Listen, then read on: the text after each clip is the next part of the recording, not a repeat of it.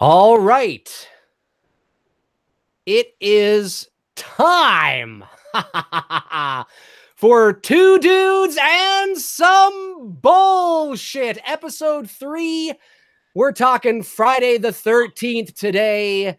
And the date today is Monday, November the 26th, 2018. And here I am, live with the one, the only Tony Michael. Tony, how are you? What's up? How you doing tonight? He's got his... Got the mask on. I love it. I love it. I love it. I love it. Yeah, I should have put my mask on, but whatever. I don't want to be a copycat, right? Fuck that shit. Hey, by the way, we haven't spoken since since tonight. Actually, I'm gonna call it right now on your channel. Okay, I am making the official prediction right now. You heard it. Lion King next year is gonna beat Star Wars: The Force Awakens opening weekend box office of 247. That movie's gonna make close to 300 million. I'm calling it tonight on your show. Close to 300. I don't think it's going to quite hit 300, but from what I saw, that movie's going to make so much money. So what you're saying is that it's also going to beat Avengers. Oh yeah. Oh yeah. The one that they did. Okay. Okay. Oh, yeah. I think it's going to kiss 300. I don't think it's going to quite hit 300 in opening weekend. Now, I'm not saying it's going to beat Avatar, but I think because of the nostalgia and how good that first trailer looks, if this is what we're getting, totally going to beat it. Totally going to beat it. Okay. All right. Well, you heard me say it tonight.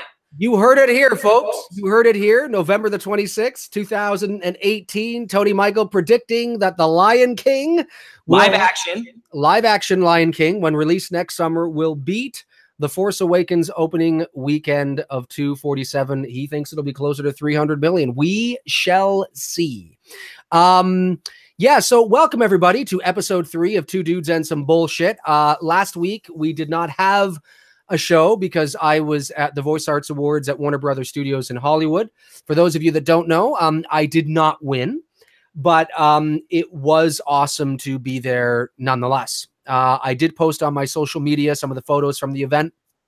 And so if you follow me on here on YouTube and on Twitter and on Facebook, obviously you guys probably saw those photos. So that's why there was no show last week, and there was supposed to be a show last night, but I'm still getting over a cold. So if you see me popping the Ricolas throughout the program, that's why. But I think I feel good enough to get this one underway, because this is an exciting one. Tony, this is... Oh, I'm super excited to be talking some Jason Voorhees, man. You know, because we talk Michael, and I love talking Michael. You know, Michael's our boy. We can talk about him till we're blue in the face. But Jason, it's like our relationship, a brother from another mother. And I love talking some Jasons. And I never get a chance to talk about Friday the 13th, which I would argue to say in the slasher genre, Halloween Friday. You know, it's like depending on the hour of the day, you know, I can enjoy talking about both. Exactly. And what Tony and I are going to do in this episode is, and not everybody's going to agree with us. Not everybody is going to see it the same way. And there's many different reasons for that. But what we're going to do, and this conversation, this idea for this episode sort of came about after our last episode, which was all about nostalgia. Yeah. Tony and I talked a bit longer off camera, well, on camera, but not live. And this idea came about, you know, what's the best way to sort of reboot the Friday the 13th series. And we started tossing ideas back and forth, and we were like, you know what, this would make a great episode. Yes.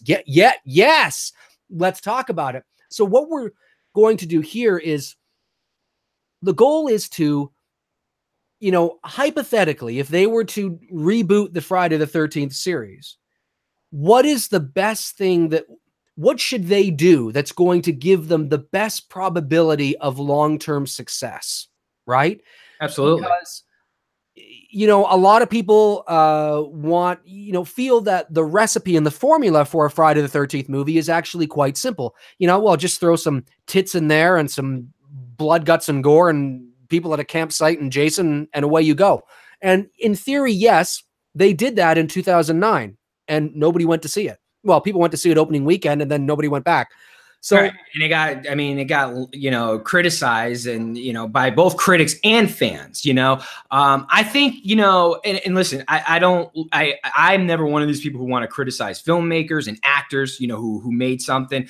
I think guys like Derek Mears, his heart was totally in the project because, you can tell when you hear him talk about Friday the 13th and talk about Jason, it's very near and dear to his heart. Even the actors who were in the movie as well, too. I just felt like, like with Halloween 2018, that the 29 reboot was really a greatest hits to the first 4 films of Friday the 13th. Nothing wrong with it, but it just was like, all right, been here, done that, seen it. You're not surprising me with anything. Right. Exactly.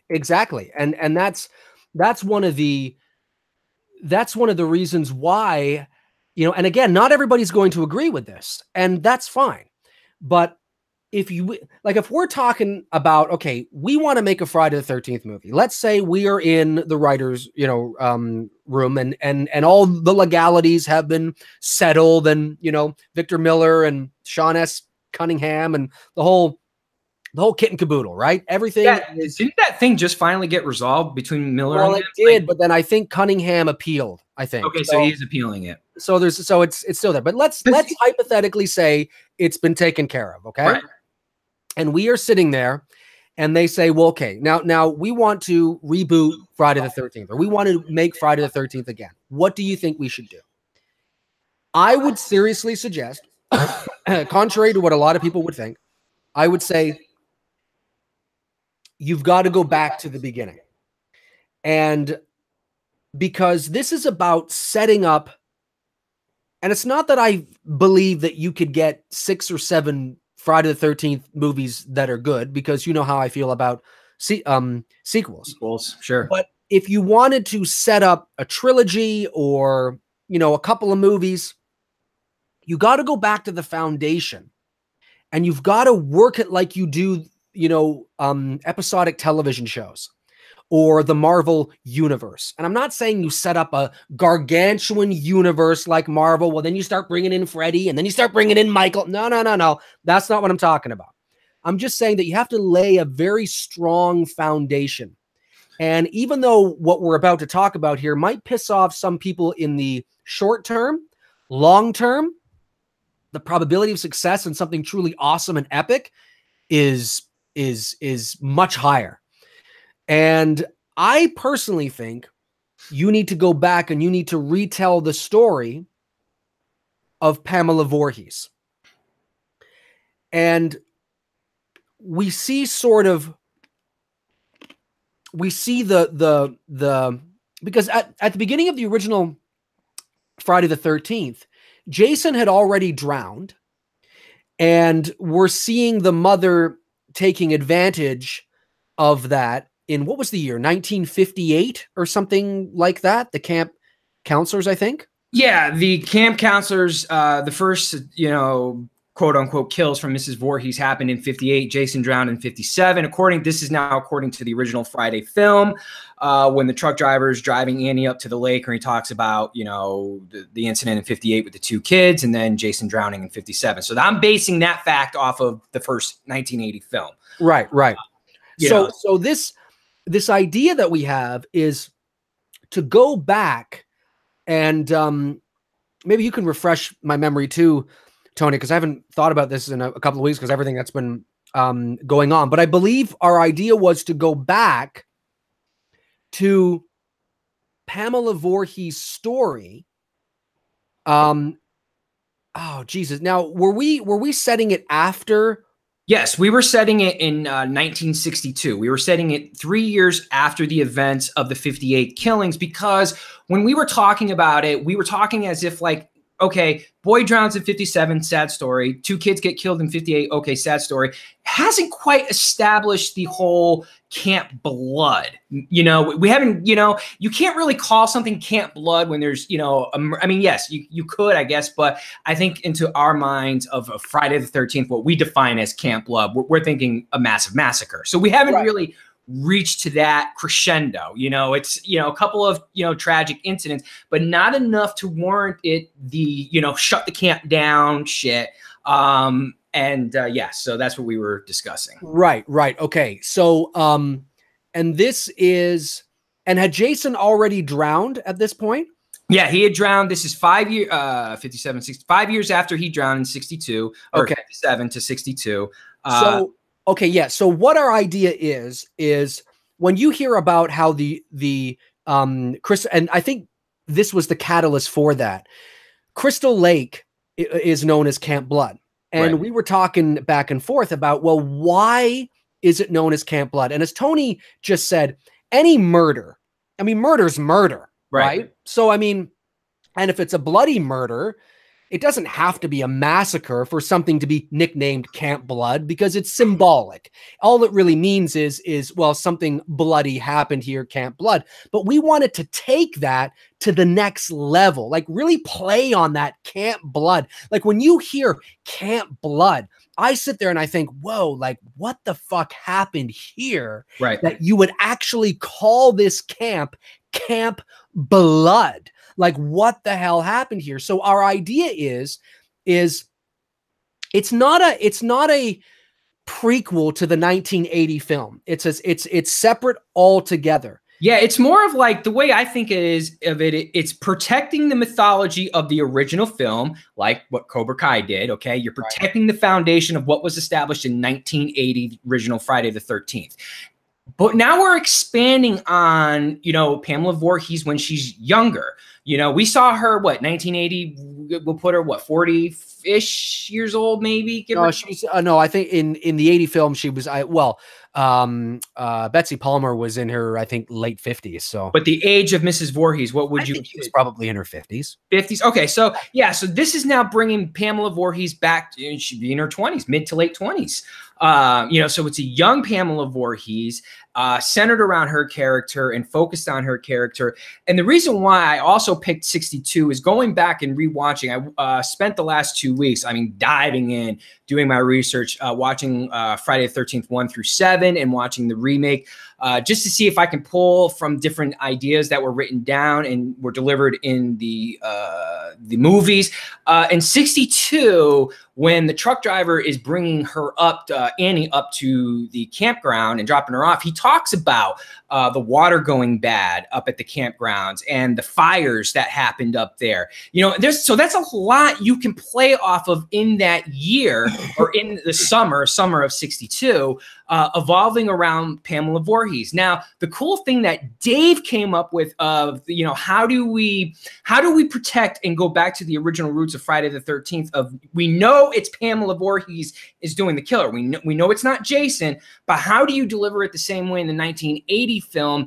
And Dave came up with the idea of, or both of us did, because we were talking like when we'd set it in the summertime, packed camp, 200 kids, a lot of counselors, and like 3 or 4 cooks in the kitchen. So it becomes a whodunit. You know, which person is the killer? Okay. Now I remember now. Yeah. So this film, it's rebooting the series. Okay. And it's not a prequel to the 1980 movie. Right. Okay. It's separate. It's the first installment in this new incarnation of the Friday the 13th series. And it opens in 1962 at Camp Crystal Lake. And, you know, there has already been a murder there. Okay. And it was never solved. And it was the 1958 murders of those 2 camp counselors that you see at the beginning of the 1980 movie. And nobody knows who done it. But nobody knew who did it. Right. Okay. So that thing that you see at the beginning of the 1980 movie, we take that, oh, that's an interesting idea, and we keep that. Now, we don't show that at the beginning of this new film. Okay. No, there's no need to. I mean, you can always play with it in post-production and be like, no, maybe it worked. No, maybe it doesn't work. You know, that's exactly post-production. Exactly. Yeah, no, for sure. But that's a known fact about the camp, and maybe it was shut down for even, you know, a few months, or maybe it shut the camp down early and there was a big thing and blah, blah, blah. And they never found out who did it. but the camp continued, and so the camp continued, and without issues, without problems. No, sorry. They did find because that's what it was. They had to pin it on somebody, because if they didn't pin it on somebody, there'd be a lot of apprehension about sending your kids to this camp. So they pinned it on the wrong person? Yes, yeah. They pinned it on the wrong person. They put the wrong person in jail. So now you have this individual that is in jail, pinned for the murders of what happened at the camp in 1958, those 2 counselors that were murdered. Camp reopens. It's open for another 4 or 5 years. No issues whatsoever. And it's 1962. This is the story of Pamela Voorhees. Right. And a lot of people are thinking, yeah, but it's Jason. He's the brand, the mask, and all. We understand that. We get that. We're talking about long-term success. Okay? Because I'm not convinced that you could make a Friday the 13th movie with Jason today and it be successful to the point where you would make 1 or 2 more. I really don't. No. The Friday the 13th look at the 2009 box office returns. I mean, that's right. Prime example. The Friday the 13th formula is very repetitive and redundant. Okay. The one thing that kept Michael going a bit longer, although I did not agree with it, was he had motive. And, in terms of the niece and the sister and the this and that. So it kept it interesting, even though it was unnecessary. But with Friday the 13th, there is no motive essentially, other than he wants to get revenge on the people. Okay, well, he did that like 9 movies ago. It's unnecessary, right? He's just a monster. So it becomes redundant. So you got to go all the way back to the beginning, strip all that away, and set up this new not new mythology in the sense that we're going to change the mythology, but you got to start from scratch. No, you're basically expanding on even things that you heard in the original film. Like I mentioned, when I think his name was Enos, was the truck driver's name in the first film. Yeah. I think it was almost positive. Rhymes with penis. Right. When he's talking about the events that, happen what happened in 62 with the water going bad and the fires and stuff, there's so much that you can expand off of that. Why is it this is the year that Pamela Voorhees is triggered and decides, this is it. I'm burning this shit down and no one's ever coming back here. But the idea that I liked best that you delivered when we were talking about this that night was the fact that you have it's summertime and you have, 200, 300 kids there in the summer, and you have the kids there. You don't do like, it's just the counselors there, no kids. That's what I love about Friday 6 is that you have the counselors and you have the kids there, and having the innocence being in jeopardy. That's always a big, it's a big thriller and suspense buildup that you can totally play with. But what is that triggering point for her, and why does she, want to just burn this all down in that year? And there's so much that you can explore. There's so much. And this is the foundation that you're building with the intention of bringing Jason back. Yes. In the next movie. That's what this is setting up. That's want to build. It's the payoff. It's building that anticipation and that suspense and that excitement for him returning. There's no suspense or excitement if you just plop him in there with a bunch of camp counselors, a bunch of tits, and a bunch of blood guts. We've seen this. Yeah, but I want to see it again. Okay, you'll see it again. It'll do somewhat okay at the box office, and then it'll fall apart, and nobody gives a shit about it. Do you want maybe to set up maybe there's a trilogy that listen. I stand by what I always say about horror movies and sequels. The more you make, inevitably they're going to become shit shows, and Jason is no exception. But but nobody sets out to make one movie with not open to the idea of making a couple. The fact of the matter is that you want to give yourself the best probability of success with that. Well, You don't start with Jason. You start with a really fucking scary, legitimately scary, intense horror movie. Friday the 13th. Okay. There's a lot of, but there's that psychological component there that I absolutely love about the original movie from 1980. Anyway, I'm getting too far ahead of myself. I'll come back to that. So 1962, this movie is about Pamela Voorhees. She's what, in her 30s, maybe? Maybe late 20s. Late 20s, early 30s. Yeah. Well, she has to be old enough that Jason would have been like 12 or 13 in 57 when he drowned. Yeah, so let's say she's according now to the facts that I found, Jason was born in 46, so he was 11 when he drowned in 57. Okay. He dies on his birthday, right? Isn't that Friday the 13th was his birthday? Something like that. So yeah, he's 11 years old when he's drowned. But yeah, you know what you were talking about there with that, and that's, you know, spending the last week and going through the entire series and going, okay, you know, yes, the fans want Jason's, they want the hockey mask. That's ultimately the payoff. You know, you could not only can you pay it off in such a cool way by starting back with Pamela Voorhees, but you can pay it off almost in a completely different light that no one has ever saw before. If you start it in 62 and continue on and go on to the second film, there's no reason why you can't start in 72. In 72, 10 years after the fact, Jason, at this point, he's in his early 20s. So, you know, if you're talking about time and, you know, growing up, he would be old enough to be able to start kicking some ass. You've never seen Jason in 1972. You know, he was set in the 80s. So you're telling a whole new story from a completely different perspective that you've never seen before, rather than step and repeat, which we've seen in all the Friday films. And one of the things that, and you touched on this, like some people might say, well, yeah, you know, the 1980 film was great because nobody knew it was a woman. Nobody knew it was his mother. But you start with Pamela now, the mystery's gone. Well, yes and no. It's how you execute the narrative. We know that the surprise isn't necessarily going to be there. So how do we surprise the audience in a way, you know, in the best way that we possibly can without, you know, with it still not being a surprise, because you know it's Pamela Voorhees' story, so you know it's Pamela. So what Tony and I discussed is that the movie, this first film taking place in 1962, is playing out like a whodunit.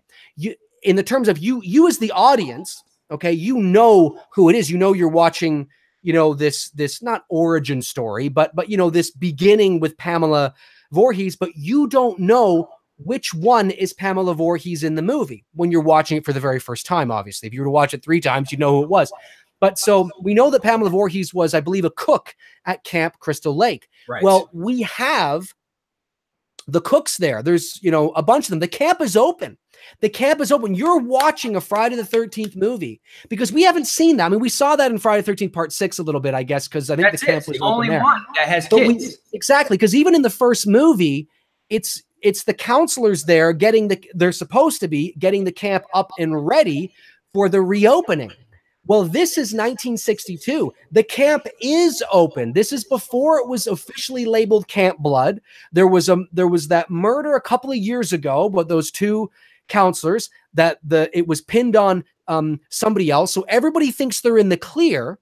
And now, but the actual murderer, Pamela Voorhees, is still working at this camp. And she's not like there's clearly something wrong with her. And she still feels very vengeful about what happened to her son back in 1957. And there's some sort of trigger in this movie. We see the kids there in the early 60s. So you get that 60s vibe. You get that, you know, that real sort of, you know, the look and the aesthetic and the cars and the wardrobe. The look is absolutely, I mean, the look is a must, because when I watched all the Friday films, starting with the original up through 7, the one thing I noticed that inevitably happened was the film began to lose its look of what you got in the original film. If you watch the original film, it literally looks like it's set on a lake. Whereas as a film evolves, or the franchise evolves, with the exception of 6,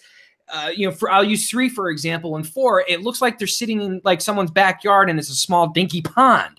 You know what I mean? It lost a lot of its aesthetics and characteristic looks as the film progressively got to. So you have to bring it back to, you know, I'm not saying you have to film it in New Jersey where they filmed the first one, or even the second one. The second one had a very similar feel to the original.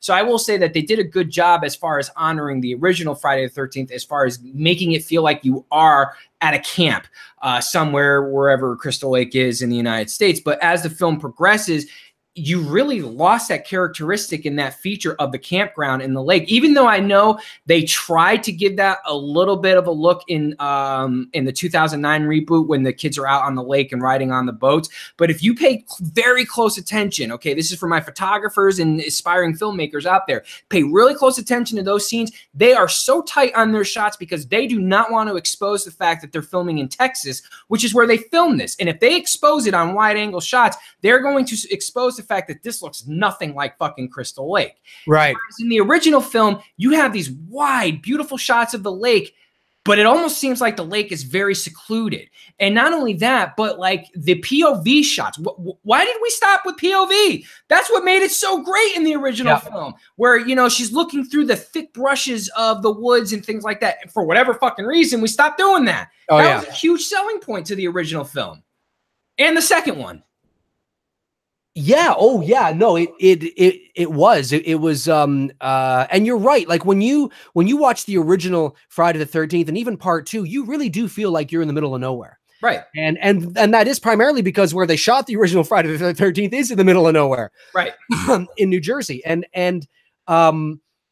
it's and that little town that they open with, right? It's very eerie and small and quiet, and there's a lot of mood and atmosphere in that original Friday the 13th. And there's a psychological, I'm sure, you know, the people in the chat room right now are rolling their eyes because, you know, they hear me say this a lot, but there really is a psychological component to the movie. The first Friday the 13th is not a psychological horror, but there's just an element, there's a component to it there that is so fascinating that you don't get in the later Friday the 13th sequels. And, you know, when you look at the 1980 film, when you examine it, you have a killer that is unknown, not only to the characters in the movie, but to the people watching the film as well for the first time.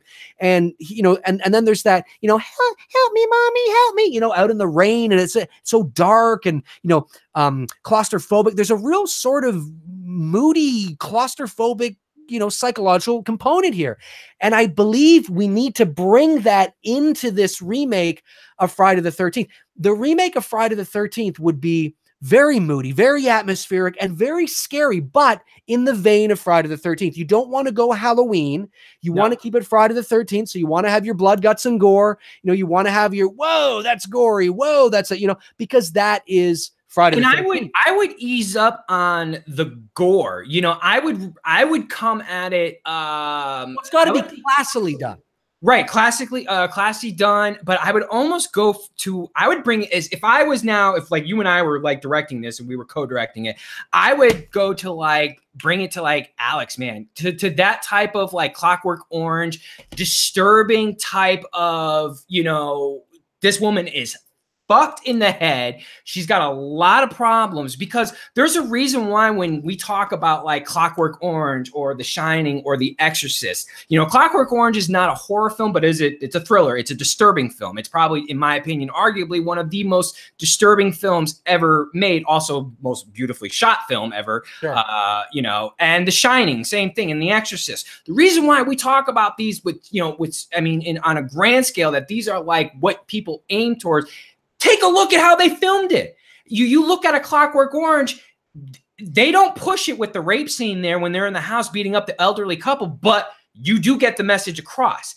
And there's moments like that that you can have in this film, like, you know, when they're really, when Kubrick is zoomed up really closely on Malcolm McDowell's face as he's driving the car, and you see that fucking craziness in his eyes. That's the kind of shit you can be doing with Pamela Voorhees now. Yeah. Yes. Yeah. I absolutely agree. And this is a movie that can be very scary, and if the movie is good, I mean, genuinely good, genuinely scary, and really well shot, really well put together, at the end of the day, nobody's going to care that Jason wasn't in it, because they understand, wow, what a setup, right? It would be like, look, it's like, you know, is the who's the who was the villain, the main was it Scarecrow in Batman Begins? The main, I guess there was a couple of them in there. It was Scarecrow. But arguably the Joker is the villain that everybody wants to see. Everybody, he's the arch you know, nemesis of Batman, right? And everybody wants to see that. But they didn't introduce him into Batman Begins. No. What they did was they built a really strong foundation that was a really good Batman movie. And what ended up happening was that you have this really good Batman movie, and at the end of Batman Begins, they introduced that Joker card where it's like, you know, interesting. They've set you up because everybody wants to see the Joker. Everybody wants to see this, right? And it's sort of the same here with Friday the 13th, is that I want to, you know, I want to create a movie. I think the movie, this new reboot should begin as, why do we call Camp Crystal Lake Camp Blood? Right. We see this unfolding. We see, you know, but we don't know who Pamela Voorhees is. We don't know which one of the cooks she is. We know she's one of them because there's 3 or 4 women who are cooking, but we as the audience don't know who she is, which is really cool. And then something sets her off. People begin to disappear. The bloodshed begins to happen. It's moody. It's atmospheric. It's intense, right? And we're talking like a massacre happens at this camp. They thought what happened in 1958 was bad. They hadn't seen anything yet until they see what happens in 1962. And, and this sets it off to become Camp Blood. And the cool thing is, you can play the ending of this, and it's 2 different ways. You can keep Mrs. Voorhees alive if you want to bookend it to 1980, right? That's always an option. You know, you don't want to change. You don't want to rewrite what happened in the original film, which means if you open up the second film and you know you're going to bring Jason in there, you possibly can also have a moment between Jason and Mrs. Voorhees. And there's so much you can do with that. You don't have to. You can leave it for the audience to know, like, well, Mrs. Voorhees is still out there. She's not dead. Even though Jason is in the second film, it's, again, telling new stories, telling it from a different perspective, something that the audience and the Friday the 13th fans have not seen before. That's the whole point. That's the whole point. And it's still being true. Sorry, I thought I heard an echo. Calm down. No, you're good. Okay. It's still being true to what Friday the 13th is all about. And this is about this is the setup. You know, it's about setting Jason up. This is the setup man. Okay. You know, in hockey, there's the setup man. In other sports, there's that guy too. But it's the setup. You need that guy. You can't just go right for Jason, because I firmly believe that if they go right for Jason, you're going to get a very similar kind of movie you got in 2009. And we've seen that, you know, and it's not that there weren't good things about that movie, but nobody came to see it. You want the anticipation, you want the suspense, you want to dangle the carrot, you want to nurture the narrative. And I really believe that if you go back and you tell this story of why Crystal Lake became known as Camp Blood, you know, and I had this, you know, idea. Yeah. Like now how the movie ends, whether she's alive, whether she's not, still needs to be fleshed out. But how cool, like imagine this, you know, you're watching the movie, you're invested in it, you're emotionally, you know, invested in it. It's really intense. And there's the massacre that happens. And picture this scene. It's towards the end of the movie and the cops show up, but it's the 1962 kind of cops. Campground is on fire because she lit that bitch up. Yes, the campfire, not the whole thing, but there's pockets of it that are on fire. Yes. The cops show up, but the 1962 kind of cop cars, right. You know, like the one light on top, you know what I'm saying? They show up, they come in, it's dark. Right. It's dark. It's moody, but you see the flames, you know, and maybe we're using handheld a bit. Right. So the camera is walking with the cops as if you're one of the police officers. Right. So it's like you're one of the cops with the cops, and they got their, you know, guns out and they're trying to find shit, and they're bursting into cabins and they're looking around and it's bloody. And I mean, the children, we're talking 11, 12, 13-year-old kids have been murdered. That doesn't, now, what I'm saying is we don't necessarily have to show any gratuitous violence and gore of children dead, but just the psychological suggestion that is planted into the audience's mind that it's not just the adults that have been murdered here. No, the children are dead too. And they burst in and they're like, I will say that was something that in the 2018 Halloween, man, when you saw Michael kill that kid, that was like, fuck me, man. I was shocked that they went there with it. And I was like, you know what? That's very effective.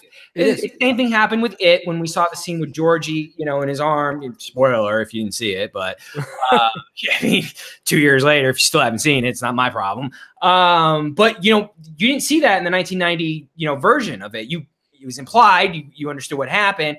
In the 2016 film, you saw that, or 17, whatever it was, you saw it actually happen. Same thing in the 2018 Halloween. You saw Michael kill the kid. That's fucking disturbing. So, but what Dave is saying there is that if you allude, we're not saying like she kills all 200 kids, but, you know, it's alluded that she does kill a handful of those kids on the campground, including the counselors. That becomes even more disturbing. And like Dave said, you can play it two ways. You can show it or not show it. And it's showing a side of Mrs. Voorhees that you've never seen before. Exactly. And you don't know. And up to this point, you still have no idea which character in the movie is Mrs. Voorhees. You might start by process of elimination. You might start to try and piece some things together, but that's how it's played out. We don't try to hide her necessarily because you know this movie is about Mrs. Voorhees. In the 1980 Friday the 13th, they had to hide, literally, who the killer was because this movie had never been made before, and they don't want to show you. But now we're basically hiding her in plain sight, but amongst all the other people. So which one is Mrs. Voorhees? You don't know. There's a lot of women there. There might be 4 or 5 female cooks. There might be a couple of female counselors. There could be a female, you know, whatever, right? So you don't know who Pamela Voorhees is. Maybe there's a woman named Pam and you think it's her, but it doesn't end up being her, right? Because then there's another woman named Pamela that that's how we would play that psychological game. It's the only way you could, because you know you're watching a movie where Pamela Voorhees is the killer. Exactly. So you have to play it that way to really give the audience kind of some fun there, to kind of like, wow, I wonder which one it is. And at the end of the movie, when the cops show up and some of the cabins are on fire and the main cabin is on fire and there's children murdered on the floor. I mean, imagine that, the intensity of that. When that happens, they eventually, maybe Pamela Voorhees is the only one that survived, right? But she's playing the cops. So she's off in the corner with blood all over her. Well, of course she's got blood all over. It's blood from all her victims, but she's crying in the corner and the cops think they found the only survivor. Right. They think they found the only survivor, and she's playing it up to the cops like, the murderer, he ran off into the woods. I don't know who he is. Like, she's totally playing that up like this, whoever this is, right? Making it seem like it's a he has run off into the woods. The cops are like, 1426, we got a, survivor here, survivor, I need backup. Woo! Things are, and not totally unbeknownst to them that this is Pamela Voorhees.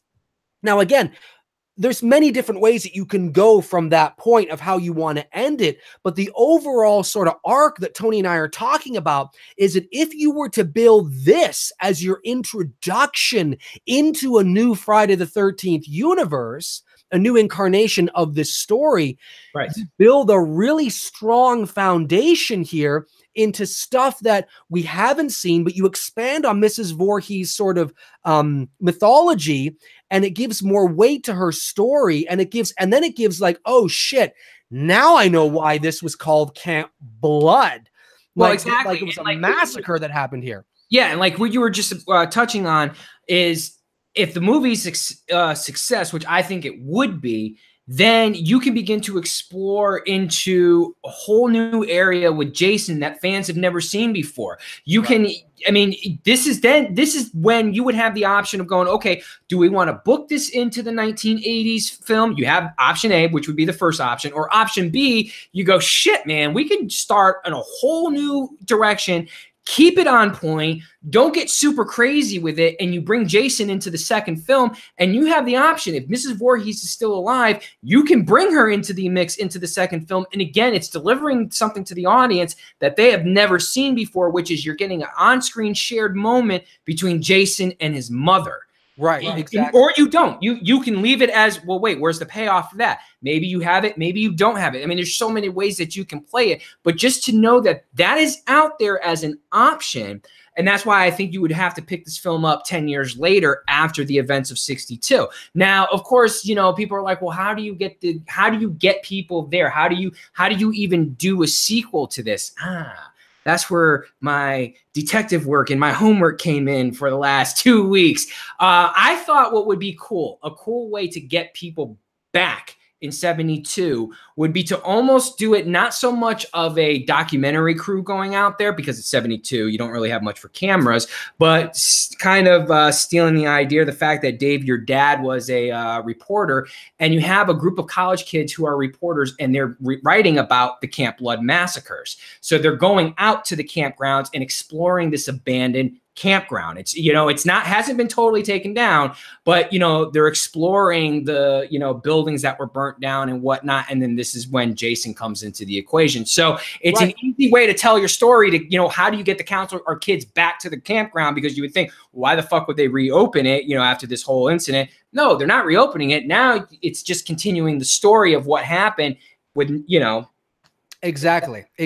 And that's when you would bring Jason back. Yes. Right.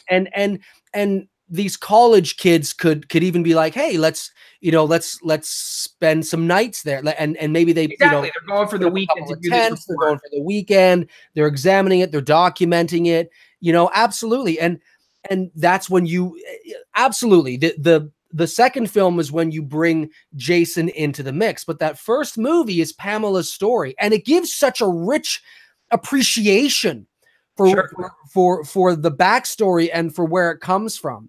And not that you have to tell that. I mean, again, a lot of backstory isn't necessarily necessary, but Friday the 13th and Halloween are two completely different narratives, and Jason and Michael Myers are two completely different characters. So with this, I would prefer it if the movie that we're talking about, the 62 movie, the first movie, because I think if you bookend it where it leads into the 1980 film, then this movie sort of becomes a prequel to that movie. And I would much prefer it sort of stand on its own as a new path. Absolutely agree. But I think that it's like almost like a safety net, that if the film didn't do that good, people can say, well, this was the prequel. And you know, you have almost like a safety net where it kind of alludes to the fact that this will ultimately lead you to the 1980 film. One, it keeps it in continuity, which we know Halloween's notorious for not doing. Yes. So we are keeping the things that have been, you know, already set and established in this universe. We're keeping it there. So it is a safety net. But yes, the goal would be that this movie does so well that you're like, fuck, now we can take this maybe in a different direction and an even better direction as an option. If not, then okay, then it ultimately unintentionally becomes a prequel. And you don't even have to have, like we said with Mrs. Voorhees, you don't even have to have her die at the end of the first movie. Now, the 1980 movie, the legend is that when Mrs. Voorhees had her head chopped off, spoiler alert, right? Spoiler alert! when she had her head chopped off, legend was that Jason saw that happen from the lake, right? And he came back and, you know, in the next movie to get his revenge on everybody. You know, that's what he did, right? Well, you could even forego that. You don't necessarily have to have that. That's why Jason comes back. You don't even have to have Mrs. Voorhees die. Like, imagine the cliffhanger of the end of the first Friday the 13th movie that we're talking about. If it ends where the audience, I just noticed in the camera, I got all sorts of. You getting snow on you? I don't know what the hell that is. Yeah, it's weird. Snowing inside Dave's house. I think I was putting on, or I had one of those rollers, but I don't think it looks like crumbs, but I wasn't eating anything. Kind of looks gone now. Sorry about that. Anyway, so you look like you're big pimping it, dusting off the shoulders. So like what ends up happening is at the end of the movie, you could have this amazing cliffhanger where they find Pamela Voorhees. She's, you know, ultimately you're like, oh my God, that's the woman that's been doing this. And it sort of ends there. And you're like, what the fuck?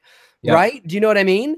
And, or it ends with her going out in a blaze, no pun intended, of glory against the police officers there as well. You know, she gets into, you know, they think that she's a survivor because she's got blood all over her. They throw her in the cop car. The ambulance you know, is attending to her, and she just loses it and tries to attack them or something to that effect. And you know, maybe she's killed there, or maybe she's, you know, arrested there and locked up, you know, or something like that. And, you know, the second film begins 10 years later where she's in prison. But, you know, whatever it is, it's how you flesh that out. We don't know yet, because that takes some time to kind of figure those details out. But the idea of having that first movie, like we said, and then your second movie is when you bring in Jason into the mix. And I actually like that idea about the college kids that are maybe reporters. They're doing, you know, a project or something like that. They have to do a project, and they've decided to go and research and do this project on Camp Blood. And now it's known as Camp Blood. And because you've watched that first movie, you're like, oh shit. Like I now know why. Like, yeah, okay, now I know why it's called Camp Blood, right? And they stay there, and they put up a couple of tents, or maybe there's a cabin that's not too bad, and maybe they put up a tent in the cabin or whatever, and they go around and they're documenting shit, and that's when Jason comes back, because Jason's like, get the fuck out of here. Like, he's like, this shit isn't happening. No fucking people are gonna like fuck this shit, right? You know, and then where you go from there, of course, you know, you need to flesh it out, because I would like the second movie to continue that. It's still a Friday the 13th movie. It's got the blood, it's got the guts, it's got the gore, it's got the boobs. You know, it's still a Friday the 13th movie, but it's got these new films have a real, there's a maturity to them. I don't mean like you don't want to overdo it, because then it loses the Friday the 13th identity, but it certainly has a maturity to them where it feels like this is legit. Like it's very scary. It's a scary film. And I think if you approach it from that perspective, going all the way back to the beginning, and building that real strong foundation, you set yourself up. I mean, look, you're not going to get 7 or 8 or 9 movies out of this, but you could get a trilogy. Well, that's what I'm thinking. You could totally get a trilogy out of this, starting with the 62. You jump to 72, and again, we don't know how that would be all flushed out with bringing, but for certainly we'd bring Jason into the mix, because you don't want to keep people waiting. So this becomes now what fans have been waiting for, the payoff. And then here's just I was just writing shit down and, you know, trying to think of ways to, like, you know, how would I bookend the trilogy? So you have the incident that happens in 62. You have another incident that happens, obviously, in 72, you know, with Jason and now these young college students who get up there and go get sliced up for a weekend. Then in 82, you can almost pull from the original 1980 film and say, you know, whether you want to call them the Christies or whoever, and you have this multimillionaire family who wants to buy the campground and they want to reopen it. They want to bring some positivity back into this town. This town has got a dark cloud over it from all this bullshit that's happened. Because here's the cool thing that you can play off of in the 72, the sequel to our trilogy, is you could have it to where that's the film Mrs. Voorhees gets killed. So to everyone's knowledge, they feel that the killer has been killed. It's been revealed that Mrs. Voorhees was the one who did it, all the killings back in 62. She did the killings in 58, and you know, her son drowned in 57. No one's fucking thinking that her son is actually back and he's fucking killing people left and right. So that leaves it so that his character is still out there, so that when you do the third film, you can bookend it with, you know, maybe they're trying to renovate, you know, the camp and reopen it again. And Jason's like, fuck you, bitch, not happening. Right. Exactly. Yeah, no, you could absolutely do that. I think, yeah, I don't know what, like with me, I don't know if I would lead any of these movies into the Friday the 13th films as we know them, but you certainly can create a new series from this. It's literally almost a new universe. Yeah. Oh yeah, for sure. But when I say new universe, yeah. Oh yeah. No. Yeah. It is. It's like, yes. And keeping to the mythology of what people already know without pissing them off. Exactly. But all you've done is They've said to you, okay, listen, I want to make a Friday the 13th movie. I've seen the success of Halloween. Let's make a Friday the 13th movie. Okay. Well, what do you want? You want a one-off? You want to just make a Friday the 13th movie with Jason? Well, you did that in 2009 and nobody went to see it. So, and when you watch the 2009 film, it's not that old. I mean, I know it's almost 10 years old, but you look at it and it's got all the Friday, it's got the blood, it's got the guts, it's got the gore, it's got the boobs, it's got Camp, Crystal Lake, it's got a pretty good looking Jason. It's got, I mean, nobody went to see it. No. Will people go see it now? Yeah, but Dave, with the success of Halloween, people will go see it. Not necessarily. No. Okay. Halloween was an anomaly. Well, I'm spitting there. Halloween was an anomaly because of many factors, not just because it was a Halloween movie. There was many factors that was riding on that. The last Halloween film that we had was Rob Zombie's Halloween 2, which did not sit well with many people, including myself. I walked out of it. It's the only movie I've ever walked out of a movie theater on. So you had that, going for it. Then plus you had the whole nostalgia of Jamie Lee Curtis, John Carpenter's back, and all this nonsense. And all right, so it was like what The Force Awakens did for Star Wars. That lightning in the bottle, bless you. And, so yeah, we all knew Halloween was going to make a ton of money.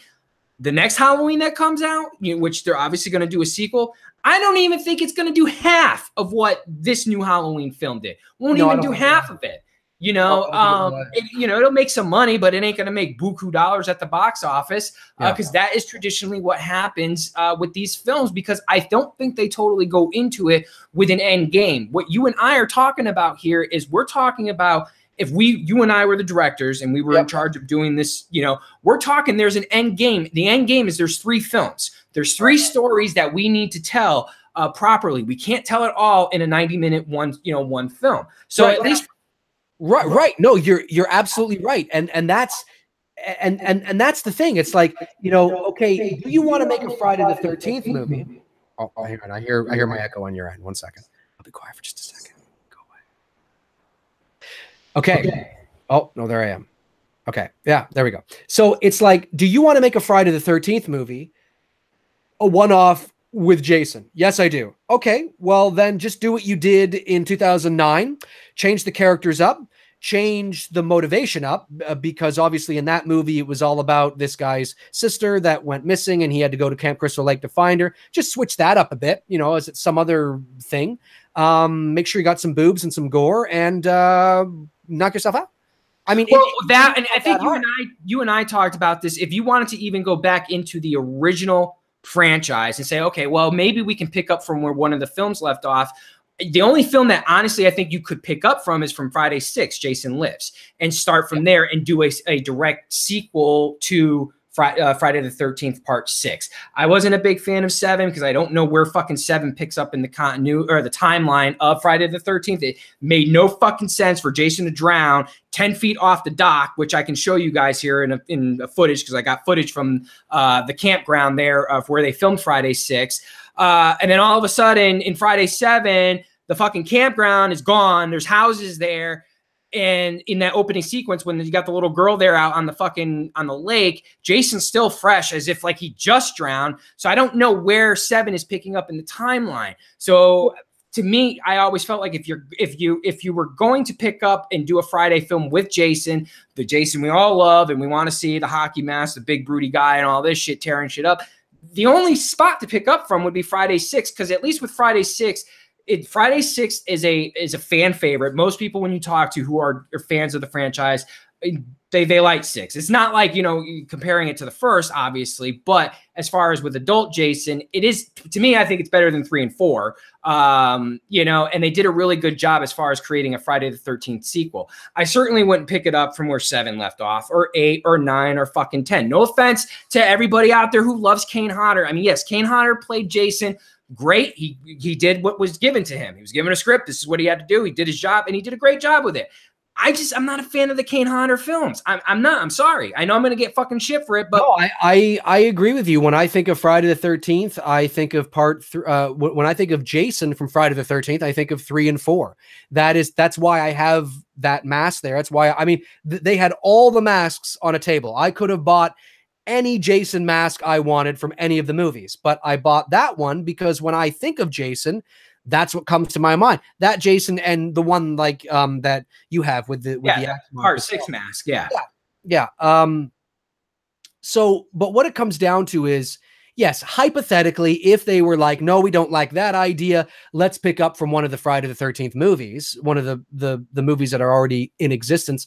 I agree with you. I think you could also pick up from 4. I think you could negate 6 and 5 and pick up from 4. But because 6 is a fan favorite and people also really like, and it stays within the continuity of 4. Oh, it does. It does. Yeah, it does. And, yes, I think 6, you could pick up from 6. 6 is the last Friday the 13th movie that, even though the whole thing is sensational, of a guy, coming back from a lake and being an adult is just ridiculous as well. But that aside, 6 is the last. It's the last good sequel of the series. I'm sorry. Well, it is, but it's the last. It's sensational, but it's the last sensational Friday the 13th movie that hasn't completely jumped the shark. And because when you get to 7, you bring in the telekinesis. Which makes no sense at all. Now Jason looks like, this. He looks like he belongs in George Romero's movie, man. Not a Friday film. Right. And then you bring in 8, where now he's taking Manhattan, which even, 90% of the movie doesn't even take place in Manhattan. But anyway. And I will say this, the marketing campaign, probably the best of all time in horror movies, is Friday 8, with Jason slicing through I Love New York. I will admit, as far as marketing material goes, that's a fucking dope poster. Sure. But when you, so you look at 7 and you're like, yeah, and then you look at 8 and you're like, he's on a boat. Now he's taking Manhattan. And then of course you look at 9. Crystal Lake connects him to the Atlantic that gets him to New York. Right. Exactly. And then you look at 9, which of course is Jason Goes to Hell, which is just, what the hell is this? And then you got Jason 10, Jason in Space. So when you factor that in, when you think about Jason X, Jason Goes to Hell, Jason Takes Manhattan, and The New Blood, when you look at those movies and then you look at 6, you go, 6 is sensational. The entire series is sensational. As soon as you said that a little boy that drowned at 11 comes back as an adult, right there, you're introducing the sensational. But the 6 is that last one that hasn't completely jumped the shark.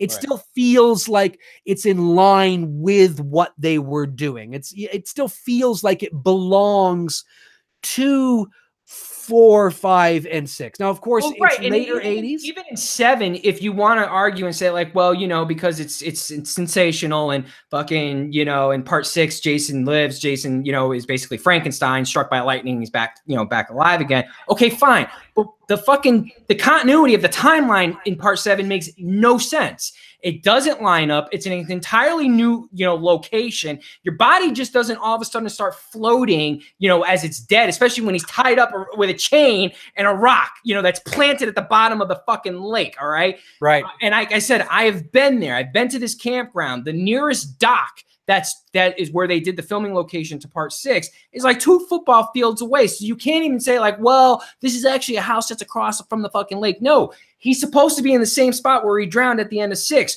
What they should have done is start the film up there when she, maybe has a moment with her dad on that same dock of part 6, and through her power of telekinesis, that's how Jason is fucking reborn again and maybe snaps it. And Jason's been fucking looming out there all these fucking years. They get rid of the telekinesis altogether. That too. Here's the other thing. And what I don't like about part 7, and I will say this also, part 3 did this, is the night scenes looked like a fucking movie set. It's too lit up. Which is like in the original film and in the second film and even part 6, very little lighting. And it made it really authentic. And that's like what we were talking about. That's the elements of the film you need to bring back in there. You need to bring back in the POV perspective. That's such a big part to the Friday the 13th film. If it were me and if they allowed it with the budget, I would either shoot it in Super 16 or 35 or do as best as I fucking can and fake it digitally like they did in The Conjuring. Which was fake Super 35 or Super 35. Yeah, I think. I just think that if the goal is I gotta work on that. Whoa, big echo there. No, I agree, and I think if the goal is to just make a Friday the 13th movie Yeah, like what's the end game? Like Friday the 13th is so simplistic. It's so one-dimensional. It's so not interesting when you break it down. It's just a monster movie of a guy in the woods, and it's not that it's not cool, and it's not that you can't have great kills, and it's not that you can't have some cool stuff, but there's very little substance in a Friday the 13th movie. And I think if the goal is now just to reboot Friday the 13th, well, what, like, if you're just gonna, why, I just sit here and I think, you're gonna reboot Friday the 13th, how? Like, what is, are people really wanting to say, let's give this the best probability of success? Let's plan this out as potentially a trilogy, and build a strong foundation. Now, I am not naive to the fact that the probability of them greenlighting something without Jason in a hockey mask is next to nothing. But then I would say, well, then I'm not your guy. I would say I have no interest in making a Friday the 13th because it's been done. We've said so. 11 times. What I'm doing is I'm just literally making the same movie. I'm bringing, like, there's no, or what they would do is they would say, well, can you combine this all into one movie? So we see, we have, like, the movie opens with Pamela Voorhees at the stuff and the Camp Blood and this, that. And I think, well, yeah, you could do that, but I really like to milk these types of things. And I really don't feel that Pamela's story is going to be given the gravitas and the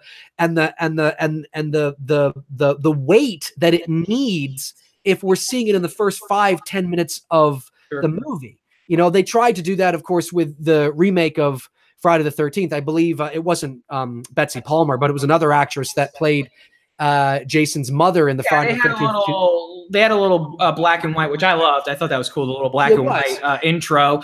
And that was cool. Nice little quick little it was cool, nod. It made me feel nothing for Pamela. The only reason why I felt something, or that someone could feel something for her in that moment, is because of the 1980 film, which is not even canon in this new universe. That's one of the things that irritates me when they start doing this kind of stuff, is that I remember I was talking to somebody in regards to the new Halloween film. And, one of the things, and they're not wrong. They're not wrong. Now, everybody suffers from PTSD differently, but they said to me, wouldn't it have been more impactful if Halloween 2 was canon in this new incarnation? Oh, yeah, there's no reason why I couldn't. I'd say, well, of course it would. Of course it would, because then you have the perspective of everything that happened that night. But people often forget Halloween 2, 1981, everything that happened in that movie, all the kills, all the murders, all the massacre at the hospital, never, ever, ever, ever happened in this new sequel. The only thing that happened was he killed 3 people on Halloween night. 5 if you include the Judith, and of course the Freddie Mercury lying in the bushes. But it's one of those things. Oh, shit. I love Freddie Mercury. Yeah, that was good. That was good. But the thing is that, so you want to, like, I just feel that if you want to do this, build the foundation, build it like you would episodic. That's why television shows, a lot of Netflix series and a lot of stuff are so successful. That's why there's some that aren't, but a lot of the good ones are so successful because they're building it's episodic. They're building it over time. They're building the arcs that go not just in this one movie, but they're building over time. Now, it's very different when you're creating movies. I understand that. And you're not always guaranteed, of course, because your movie could bomb and now you're like, well, I guess we can't make another one. But I really believe that I firmly believe that if you make a really good Friday the 13th movie that is scary, I mean, genuinely scary, like I said at the beginning of the broadcast, and has all that wonderful Friday the 13th stuff that you know and love, but is the setup to Jason's story that's about to come with Pamela Voorhees as the murderer, and we see why it's called Camp Blood. You could even call the movie Camp Blood. Yeah. Or Friday the 13th, Camp Blood, or something to that effect. Like, you could even call it that. Really set it up. If it's a good movie, if you build it, they will come. Yeah, you're going to get some people going, well, Jason's not in it, and I want to see Jason. Yeah, blah, blah, blah. But if it's a good fucking movie, people are going to walk away going, shit. They set up the shit out of, okay, what the fuck's going to happen next? Right? Like, what's going to happen next? Like, say what you want about The Force Awakens, but that's one thing that JJ does very well. He's a great setup man. And at the end of The Force Awakens, it was like, wow, like, what's going to happen now? And then Rian Johnson took a big shit on it. And then Rian Johnson took a big shit on it. And that, like, at the end of, and that's what's so ironic is that the second act of a 3-act play is supposed to be your darkest. It's supposed to be the biggest cliffhanger. We know how these things are going to end up, resolving itself. But at the end of your second act, that's when you're supposed to be like, what's going to happen now? Like, holy shit, right? You look at Empire with Darth Vader. We find out that he's Luke's father. Han Solo's frozen in carbonite. We learn more about the Force. Luke gets his hand chopped off. There was none of that in The Last Jedi. I didn't feel that sense of what's going to happen next. So I don't really care what happens next. I have no idea what the fuck, JJ is going to do. So when you look at Friday the 13th, you think to yourself, this is a great moment where we could set this up. You could almost play it like a 3-act play. You could almost set it up like a 3-act play, and where this is your first act, Jason's in for your second and your third act. And as long as it's like legit shit, like it's got the Friday the 13th stuff in there. I'm not saying you change the formula. I'm just saying that you really make something that the fans can be proud of, that people can watch. It's like when you watched Nolan's Batman trilogy. Although some people, I understand, didn't like The Dark Knight Rises as much as they like The Dark Knight, but you can't argue that it's a pretty solid trilogy. And when you look at those films, if they don't want to go Dark Knight, I just actually watched over the weekend the Planet of the Apes trilogy again with what's his name, Andy Serkis, that trilogy. Perfect. That's a great example. Probably one of the best trilogies in the last 10 years. Absolutely, absolutely. And going back to Nolan, he didn't change the mythology of Batman. Right. He didn't change anything. He gave it this mature, sort of grounded kind of approach to it, but it still felt like Batman. It still felt like something that was real, and the fans went crazy for it. Right? So if you do the same kind of thing with Friday the 13th, where I watched that first Friday the 13th movie and I'm like, fuck, dude, that was scary. Like, it had the blood, it had the guts, had some nice boobs in there, whatever it is, but it was scary. Like, I was like, shit, I can't you mean Jason's coming next? Fuck, sign me up. You know what I mean? Exactly. That's what you want. You don't want to go watch a Friday the 13th movie that you've seen 1,000 times just because you want to see your favorite character. Oh, here's this movie in 2018. And in a lot of cases, that's what Halloween 2018 was. It was fun to revisit. It was fun. Sure, it was fun, but it's got very little long-term. It's got very little longevity. You know what I mean? And so I guarantee it. I said this, and I know people were disagreeing with me on Instagram about this. Mark my words, we will not be talking about the 2018 Halloween film in 5 years from now, like we still talk about Halloween, Halloween 2, and Halloween 4. And Season of the Witch. Mark my words, we will not be. It was because everybody got caught up in the whole magic of it, and it came out 2 weeks before actual Halloween. All these elements playing into the factor. 5 years from now, that film is not going to hold up, and I'm going to love it when people are coming back 5 years from now, reviewing that movie again, being like, yeah, you know what? This was a fucking greatest hits. That's all it fucking was a greatest hits fucking film. They pretty much ripped off scenes from all the franchise. Yeah, well, like we said, I mean, and like I've said, I liked Halloween 2018. It's a good movie when you look at it from a certain perspective. It's fine. It did what it was supposed to do. There's no doubt they put a lot of effort into it, and it's hard to make a movie. It really is, as you know, and certainly they did a good job, but yeah, I mean, it was a good modern horror movie that had some Halloween things in there, but I think it could have been light years better. And that's not to say that they did a shitty job. I just mean that with adjustments and with certain narrative and different creative choices, I think it could have blown, and it did blow a lot of people away. But like you said, wait till things die down. Look at the movie 5 years from now. Look at the movie 10 years from now. Do you still feel the same way about it? And if you do, well, that's great. But I saw the movie twice, and I like I said, I don't care if they ever make a sequel to it. They're probably going to, but I couldn't care less if they do. Sure.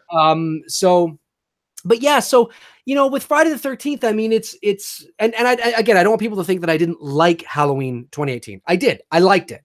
I did. It was fine for what it was, but I think I could have loved it. For those of you that may not know that, it's almost it was like cheering for your team that hasn't been to the Super Bowl in a really long time. I mean, I can't say that being a Patriots fan, but for some of you out there watching whose team hasn't been to the Super Bowl in a long time, that's exactly what it was like. You haven't seen your team, your favorite player in a really long time. That's all it was. And now that, you've won your championship, and telling you 5 years from now, people will not be talking about the 2018, the Halloween, the way you're talking about some of the other sequels in this franchise. And I think people will wake up to the fact and realize, and someone's going to fucking do it. Somebody on YouTube. Okay. I mean, Jesus, talk about like the creators out there on YouTube. I think it was in less than an hour. Somebody put up on YouTube the shot for shot from the Lion King's, they did. And the new Lion King's live action. Somebody out there on YouTube land is going to do a shot for shot for 2018 Halloween film in the scenes that it ripped off from all the franchise. Well, someone's going to do it. What I find so funny about, I mentioned this on a live stream I did a couple of days ago, just to touch base with my subscribers, because of course I'd been MIA for most of the week since I got back from Hollywood because I got sick. And I said this, I found it funny after the world premiere here in Toronto. A lot of the major online entertainment publications like IGN, Collider, Hollywood Reporter, Variety, all that, they were posting, of course, their reviews because they were at TIFF and saw it. And there was the similar theme, which was, it's the best since the original. It's the best since the original. I got to say, it's the best since the original. And I said, and I thought this then when I was reading it, because I had just seen the film. And I thought to myself, well, yeah, but guys, that's not a high bar to reach. Right. Like I said, I think I should certainly, it's not a very, most of the Halloween sequels are garbage. Right. So it's not a high bar to achieve. I would suspect that if you have Carpenter doing the score, you bring back Curtis, you're going back to the roots of the original, even if it's not to my, even if a lot of the things I might have done this differently, or I can look at it and go, well, yeah, it's certainly one of the best. And even I acknowledge it's definitely one of the best Halloween sequels, but that's not a high bar to achieve. I'm not saying it's not good. I'm just saying that, come on. That only counting with Michael, not counting Season of the Witch in this, because that's me and Dave both like Season of the Witch, and that stands on its own. Yeah, but as far as sequels goes, there's only, the Halloween 2 and then Halloween 4 is a good sequel to the original film. But then after that, it's a fucking shit show. 5, 6, 7, 8. And a lot of people like H2O, but I think that's primarily. I'm telling you, I don't know if that's on your end, but I'm finding it on my end. H2O is not aging well. With a lot of people, H2O is not aging at all well. One of the reasons, and it's not the only reason, but one of the reasons why a lot of people have a big affection for H2O is because it's the first Halloween movie they ever saw, and there's a huge nostalgia factor around it. But you're right, it's not aging well. But anyway, that's a whole other topic. But yeah, it's not. To get back on Friday the 13th and to talk about with Friday the 13th and like what you're talking about, making it scary again. I think the idea that you and I are talking about really, it is kind of a game changer. It's sticking to the mythology in the narrative of the story arc of what you already know from these characters. So we're not changing that. But if someone were to sit down with me, and I said this earlier in the stream, and if you wanted to make a good horror film, what is the foundation? What are the principles that I need to know to make a good horror film? All you need to do, you watch Clockwork Orange, The Shining, and The Exorcist. That's it. Watch those 3 films. Stick to the fundamentals that Stanley Kubrick did in A Clockwork Orange and The Shining, and what William, I always get the author and the fucking director mixed up on The Exorcist. Friedkin is the director. Blatty is the fucking author. But if you stick to that formula, look at what they did. They didn't go over the top. with, you know, this, you know, like, again, with A Clockwork Orange. A Clockwork Orange is disturbing because a lot of it's what you have to envision is going to fucking happen. You don't see a lot of this shit happening. I mean, beyond the fact that, you know, it's beautifully, you know, shot. Same thing with The Shining. Okay, yeah, you can talk about the blood scene coming from the elevators and whatnot, and a couple moments where you see the kids hacked up. Yes, I'm not saying that you don't see blood, but it's how it's the payoff of it. Same thing in The Exorcist. Okay, you can say the scene where her head turns around is probably the most eccentric scene in the movie, but the rest of it, it's simplicity of the scares that they are building up. And that's what Dave and I are talking about in taking Friday the 13th in that type of direction, where it's so disturbing to the audience that it's like, fuck, man, we've never seen anything like this before. While keeping the formula of what you already know. Exactly. Exactly, because it's going to get to the point where, well, that's the whole thing. I don't want to sound like a broken record, but it's like, if that's you've got to do something different. And when I say different, like you just said, not changing the mythology or the recipe, but you've got to pull it back. Okay, you got to pull it. Okay, we're going to pull it back, and we're going to go like this. We still got this.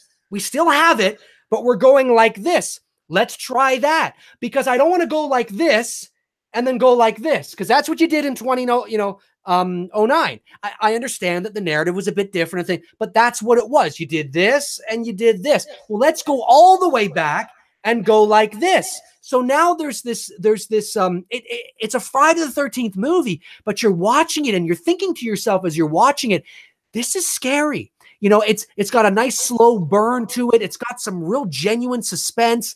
It's dark. I want the darkness to be that claustrophobic darkness that you actually see in the 1980 movie and a lot of old school horror films, where you only see where your flashlight is pointed. Right. Well, and, you know, here's the thing. And they say that like millennials in today's movie audience wouldn't be affected by it. I call bullshit, which is why Hereditary was probably the best scary film in 2018, because Hereditary did exactly the formula of these three movies. Yes. 100%. 100%. And you, I mean, just the idea of seeing a movie, a Friday the 13th movie about this woman. You know it's Pamela Voorhees' story, but you don't know which one is Pamela Voorhees on first viewing. And you're sitting there and you're watching this movie and you're getting, you know, emotionally attached to these children. You're getting emotionally attached to some of the the camp counselors. And then there's a trigger, which we have to figure that out. We have to flush out that trigger that sets Pamela Voorhees off. And there's a massacre that happens, and maybe it happens during a thunderstorm. You know, maybe a thunderstorm is part of it, but not the whole thing. You know, you're at the camp and it's happening at night. And because the camp is in the middle of fucking nowhere and it's the 60s, right? You can't be on your phone dialing 911. You know, right. And you can't be on Google, or there's no computers, or, you know, things like that. So, you know, you can cut the phone lines. And if you're, you know, 150 miles or 100 maybe they didn't have a phone there. Maybe the nearest pay phone was up the road. Right. Maybe they just had CB radios or something like that. Right. And then you smash that shit. And now it's like, fuck, you really are in the middle of nowhere. And maybe the children run off into the woods. And you got some great moments with these 11 and 12-year-old kids hiding in the woods. And this woman who you don't see, you still don't know who it is, but she's coming through the woods. Great POV shots coming through the woods. Who is it? Which one of these people is it? Now you're seeing the evolution. You're seeing the building blocks. You're seeing why. You're seeing the story of Camp fucking Blood. And this would be a great foundation to bring Jason Voorhees in, because then Jason takes over and it becomes his, you know, as it goes along. But you set up that, I believe that, and again, I understand that the probability is low because, you know, executives would be thinking no Jason, no movie. And from a business perspective, from a psychological marketing perspective, I get it. Totally understand that. Sure. But then I believe that you're just going to have the same thing over and over. I think you're just going to have the same problem.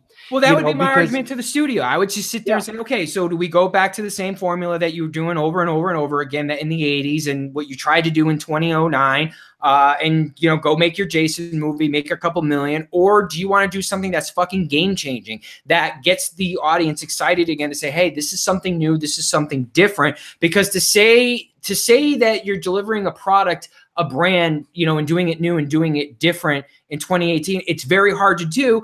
But then again, Texas Chainsaw Massacre did it, and they did a very good job with it. Whether you liked the movie with Jessica Biel or didn't, I liked it. I thought it was really good. I also liked the beginning. The reason why I like Texas Chainsaw Massacre at the beginning is, one, they kept it in continuity. They used the same house. They kept it at the same location, which is what we were talking about here with our Friday film. I would want it at the same location. I wouldn't want to change it. That's what I didn't like about the original series. As I was rewatching it here recently, I'm like, the first two films feel like it's at the same location. 3 and 4 feel not even close. It doesn't even feel remotely close, because 1 and 2 are filmed in New Jersey and Connecticut, whereas 3 and 4 are filmed in LA. And you could totally tell the look of it doesn't feel like the first two. So I would make sure that, you know, in sitting with the studio and say, hey, listen, keep it in the same location, because if you do that, it has been proven, you know, as long as you got a good story, it's been proven that it will be done, that it can be successful. Well, yeah, because if you keep it in the same location, you're building on the nostalgia as well for the viewer when they continue to watch these movies. Viewers not only get emotionally attached to characters, but they can become emotionally attached to the environment, which is why it was so, when I watched Halloween 2018, you know, that was one of the things. I understand that it was shot in Charleston, South Carolina, and not Pasadena. But it was one of the things that I was disappointed with in the movie, is that I never got emotionally attached to the environment, you know, where they were taking their time, where I could see, you know, a sign saying Haddonfield, or I could see certain streets, or, you know, us walking with them down, you know, just taking our time in the environment. But if it's true, fans will, I got something on my hand here. Fans will actually become emotionally attached, not just to characters, but in character continuity, but environment continuity. And it means something. It's nostalgic. It's like going home to where you grew up, and you go there and the memories, and you're like, oh, wow, I remember this. They play on that, right? So I agree with you that whatever the location is for our idea for the movie to take place in 1962, it's got to be the same location for the next film and the film after that, and however many films they decide to do after that. Well, that's what, because there's that nostalgic pull there for the environment. Sure. You know, Jaws 2 is not a, you know, it's a decent sequel. Obviously, when you got, you know, Jaws to live up to, I mean, that was a hard bar to, I mean, all things considered, although there was a lot of turmoil on set between Roy Scheider and the director, but nonetheless, I agree that it was solid. You felt like you were still at Amityville. You know, you're shot in the same place. Exactly. So you didn't feel like it was out of place, whereas like Jaws 3 and 4 are fucking total shit shows. You know, so I will say for Jaws 2, this time it's personal. Yeah, this time it's personal. yeah. The shark is pissed off. Jaws 18, fucking. That's it. Yeah. Fuck, what was I saying? Oh no, what I was just saying is Jaws 2, as far as sequels go, it's a solid sequel. It's you know, when you're talking about, you know, sequels and stuff, I mean, you know, nothing's going to ever do what Godfather 2 did. That was so fluky, where the sequel could actually be argued it outperforms the original. Well, it's rare. I mean, look, it's same with, you know, Empire, right? For, you know, for Star Wars fans, you know, there's very, very, very, very few sequels that you can say that to. So it is so hard to do. But I think what you and I are talking about here, because, you know, we're already telling the audience, hey guys, this is a 3-part story. So, you know, and now it's our job, with obviously a good script writer, to come up with a really good story to say, okay, how are we going to tell this story and make sure it doesn't get fucked up, so it doesn't turn into what you got by the time you got to Friday the 13th Part 3. Now, look, yes, Part 3, you get the mask. Okay, I get that. Part 3 has the barn. I understand that. But again, I encourage everyone tonight who's in the chat room and those who catch up to this video later on, go back and watch the first 4 films and watch Friday 6. Watch what me and Dave are talking about and just the locations. You will begin to see, and then come back, you know, to the comment section, because I'll follow up and check over the, you know, next week or so. You'll see what me and Dave are talking about here, and how the characteristics of what's supposed to be the Camp Crystal Lake that the location is at, it looks so different as the series progressed, and it didn't feel like the first 2 films. Right. No, yeah, you're 100% right. The first two Friday the 13th, yeah, they feel like the same, but once you get to 3 and very different, and they got the barn in there and the lighting is different because you got that California sun. Right. And living here in Toronto, Ontario, my girlfriend and I will often comment it does look different. When like the sky, even though we could have blue sky and the sun is out, it looks different than it does in California. Oh yeah, dude. Just for shits and giggles, while we were on break here for the last 2 weeks, I literally just Google Earth 6 campgrounds up in the Northeast between Connecticut, New Jersey, New York. It's where I would personally use as the filming location, as far as this film goes, because when I'm looking at it through Google Earth, I'm like, man, this feels like a fucking Friday the 13th location. It just has that characteristic to it that none of the other films have, that the original 2 have. Yeah, look, Friday the 13th, the original Friday the 13th, where was it supposed to take place? I don't have it offhand here. I know it was shot in New Jersey. Was it supposed to according to part 3, it's in Green, what's the convenience store say? It says there's a sign, something New Jersey, like Greenville, New Jersey, or something like that. So it is supposed to be New Jersey. Well, there you go. I mean, that's almost like the Midwest. Okay. I mean, it's not the Midwest, it's more the East Coast. Right. But it's got that vibe. When you come up to Toronto here, Ontario, we have a Midwest environment. We get the winters, we get the hot summers, we get the fall and the leaves changing and things like that. So when you come up here to a campground, it's not a desert environment. The sun looks, it's different. It looks like it does in New Jersey or Boston or New York or Connecticut or, whatever, wherever the case is. So the trees look different. The foliage is greener. Exactly. The foliage is different. Exactly. As much as I'm a big fan of Friday 6, when you watch that film being filmed here in Georgia, you can completely see like it just doesn't look like the Northeast, because the woods down here in Georgia, first of all, we have a lot of trees that are tall that are bare at the bottom. Okay, we don't have the thick, full woods. Now, I'm not saying that we don't have it entirely, because when you get up to the North Mountains of Georgia, yes. Okay, so if anybody from Georgia that's going to, try to debate me on that, no, I understand that. We do have some of that type of foliage, but it's not on the lakes. And the lakes down here in Georgia look more like swamps, okay? I mean, really, when you look at, and I'll pull up a clip here of what the filming location of Friday 6 looks like during the daytime, you'll see what I'm talking about. It looks more like a swamp. Whereas if you look at the lakes in the original 2 films, they look like lakes. They have that characteristic to it. Right. Yeah. Show us that clip. Now, you shot this with your drone, right? I shot this with my drone. Let me pull this up for you guys. Give me a second here. All right. Yeah, this will be good. How many people are we watching right now? 151 watching. That's good. That's good. That's good. Everybody's enjoying the show. I should pop in another. I'm going to make myself a tea after this. A cup of tea. I'm going to make myself a cup of tea. And I spit on a penny stick. What the hell? I just want to sit down with it. I'm not to sit down. And that is why you are the voice guy. Well, I just thought it's just mad. All of a sudden, we went to like Russian or something. Oh, it's not. This is the day. It's the thought of this day. That's thought of this. Need to find a teacher with a hundred of stick. All right, so I think right now you should see, this is the overhead of the filming location of, and you see what I'm talking about? Does it even look like a lake? Looks like a swamp. No, it doesn't look like a lake at all. Right, so this is the location of Friday the 13th, filming location for Friday the 13th, part 6. I'm heading towards now the campground, kind of doing a cool little aerial shot. To the left, or for you guys watching, it should be to the left, you're going to see the dock, which is the dock where the infamous fight between Jason and Tommy happened. Now, let me pause that right there. Do you see, let me rewind it really quick. I have some close-ups as well, too. I'll show you some close-ups. But do you see, like, the ground there and, like, where the dock is? I'm telling you, it's, like, literally 10 feet. Yeah.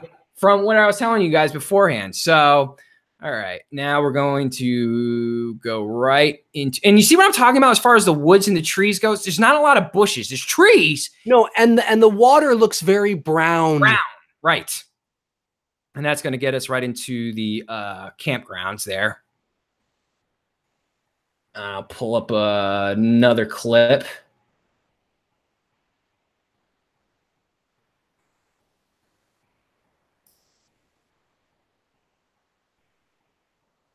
Went far there with that bad boy.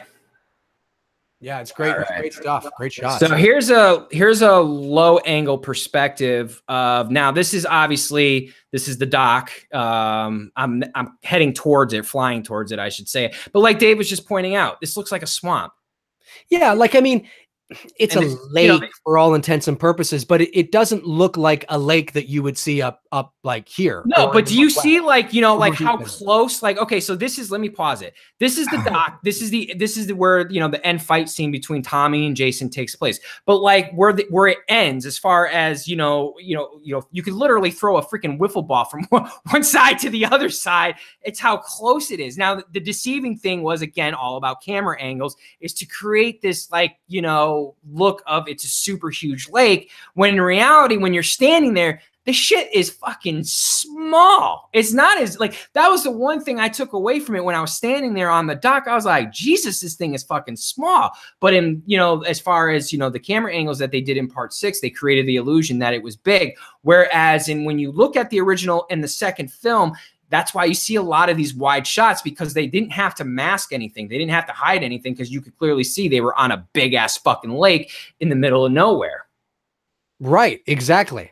Exactly. And that's, I haven't seen part 6 in a while, but I do know that the lakes, like when you look at the lake, and I think it's pretty much dried up now in the original location in New Jersey. I think it's not nearly as big, or it's dried up or something, but it was quite big.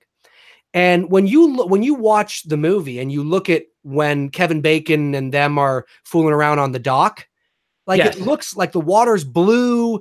It's got this green, like, it looks like a lake, you know, and Kevin Bacon's fake boner. And I don't know what the fuck that was supposed to. I still to this day, I don't know, wrap my mind around what was who was like, hey, can you stick that weird square thing in there so it looks like the head of your penis is square? Thanks, Kevin. Sure. I don't get it. But anyway, just to point out really quickly, because yes, the end scene in part 6, they did film 2 things. They filmed the underwater scene sequence with Jason underwater in the pool out in California, that I know. But they did film the above shots in here in Georgia. So they were filmed in both locations. Right. Yeah, and I know that the lakes, Crystal Lake, when you watch it from movie to movie to movie, it becomes smaller and smaller and browner and browner. Right. And you know, and like you said, there's certain moments where the lake will look different in the same movie, because they start to cheat the angles, or like you look at the end, look at Crystal Lake at the end of Friday the 13th part 3, when what's her face, I forget her name now, but she gets into the canoe to escape Jason. Oh, part 3. Oh, that was part 1. And Jason sees her through the window. It's supposed to be a dream, right? Or something like that. Yeah, dude, that fucking, it looks like someone's self-made pond in their backyard. It does. And it looks like you can see like the algae and everything. And yes, and I'm just like, I don't, it doesn't look like the lake at all. No, because when you look at the first Friday the 13th, you know, in the lake there, let me see if I should be able to pull it up for you guys. Bear with me just for a moment. Yeah, no worries at all. Let me just see here.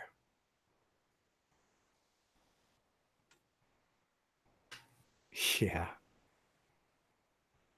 Yeah. It's interesting, but that's what I think they need to do.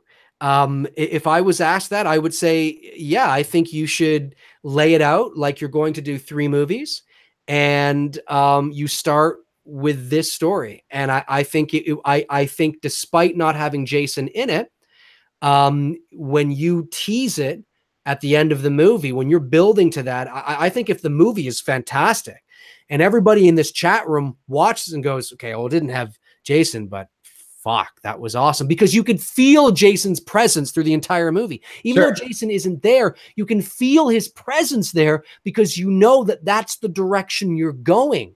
That's where you're leading to. This is the setup, this is that the catalyst that builds towards his eventual return. So I think it would be successful. I really do. And I think fans would appreciate it. It's a different take, but I think fans would appreciate that, because if you're just going to make the same movie, well, you did that in 2009. So you're just going to make the 2009 movie again, but you're going to just change up a couple of things. That's essentially what you're going to do. It's going to be about people going to a camp, getting murdered. It's going to be called Crystal Lake. You're going to have boobs, blood, guts, and gore. And instead of somebody missing a sister, it's going to be another motive, and bring in Jason and go. Well, we've seen it. We've seen it. And I just think that it's kind of like, it's a waste of time. It's unless your goal is to, for no other reason than to just do that, well, then just do that. But I would say, hey, I think you have a good opportunity here to bring, to give some respect back to the Friday the 13th franchise. Because right now, well, a lot of horror franchises lose respect the longer they go on, even Halloween. But nobody respects Friday the 13th. I mean, it's just it's a shit show, but after the first film, after the first couple. Yeah, for sure. I mean, here you go. All right, here's a perfect example. We're going to go into share here so you guys can see what I'm seeing. It just took me a minute to pull it up. And let's see here. Is it going to do this? I hope it does this. I don't know if this is going to work. If it doesn't work, it doesn't work. I'll have to try something else. It's weird how this thing does this sometimes. It'll either black it out or... No, bear with me, guys. Yeah, no problem. Live stream. Gotta love it. Bear with him. Tony's getting naked. Everybody else get naked. Bear with him. Definitely getting naked. Oh, not that kind of bear. Oh. No, definitely not. Here we go. All right, let's try this again. So what I had to do here is scroll. This is live, folks. This is what happens when you're live. Well, I want to make sure you don't get dinged for copyright. So I'm making sure volume is turned down. So this is from part 2, because it wouldn't let me do it for part 1. Okay. So it should work for part 2 here. And there we go. So you see what we're talking about here? Yeah, look at that lake. I mean, it's a lake. It's a lake. It's a lake. It's part 2, but it's a lake. This is exactly like what we're talking about. That is something you would see up here in Ontario everywhere. Or in the Northeast, Connecticut, New Jersey, right. New York. In comparisons to what I just showed you, where part 6 was filmed, where it's all brown and it's like, I don't want to fucking swim in that shit. Yeah. I feel like I'm gonna have especially like down here in the South, man, you got gators, you got snakes, all sorts of fucking weird. And what do they say about why the water is blue? I don't know. It's the reflection, right? From the sky, isn't it something like that? Isn't that why they say it's cleaner water? It's something like that. But the reason why swamp water is brown is because of the shit that's underneath. But yeah, got all this.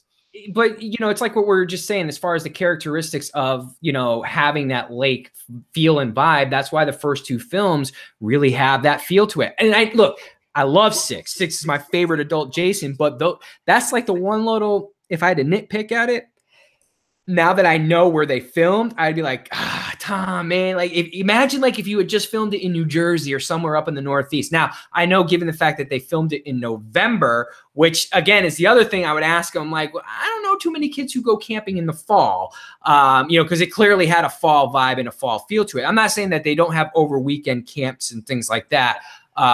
Certainly they definitely do. So I'm not saying that that's not the case. But Friday the 13th to me was always a summer film. Summer camp, summer at the lake. So that's also very important that you stick to that type of vibe with this film and keeping it in the summertime. Yeah, and that size lake that you showed for Friday the 13th part 2 is all you need. Yeah.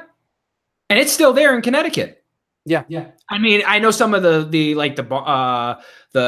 place where they went drinking that burned down. That burned down like shortly after they did the film, but a lot of that is still there. And there's other campgrounds up there that already have a 60s vibe. You know, that's the thing. You know, when you're talking about filming it and setting it in a period piece like 1960s, how much of the town do you actually show in that film, because that's where it can become very costly? Or do you just really focus in on the campground, not show much of the town, so you don't have to worry about, you know, changing the faces of stores and shit to look like 1962?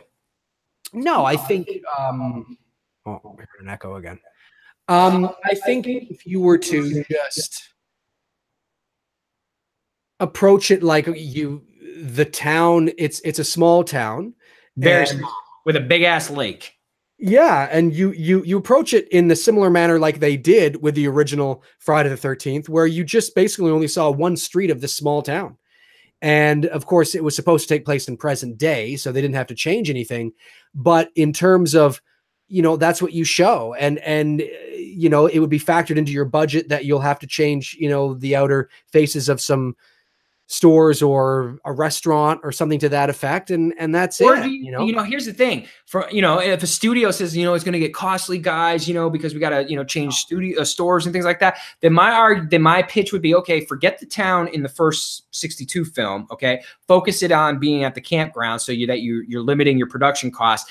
Then when you bring it 10 years forward into the 70s and 80s, well, now that's easy, because you can go up to any store now and it looks like, you know, it's still set in 1970 and 1980s, because that vintage style and vibe and look is in right now. It's vogue. It's how people are designing their, storefronts. I walk past a lot of storefronts now in small little towns of Georgia, and you got vinyl records out there and shit like that. So it still looks like it belongs, you know, set in the 80s, but that's just the style that they're using today. Even what kids are wearing and wardrobes. You know, you walk through some of the stores in the malls. I mean, you can buy something that looks like it came from the 70s, but it was styled today. So that look of the 70s and 80s is not really hard to do. Whereas in the 60s, I would understand a studio's concern as far as cost of the production budget, as far as setting scenes to make it look like 62. That's where I say, well, just focus it. You don't need to show the town. You have it set on, set it in the backwoods of Camp Crystal Lake, and you leave the town out of it. You know, maybe you show like houses as the cars are traveling through for establishing shots at the beginning of the film. You could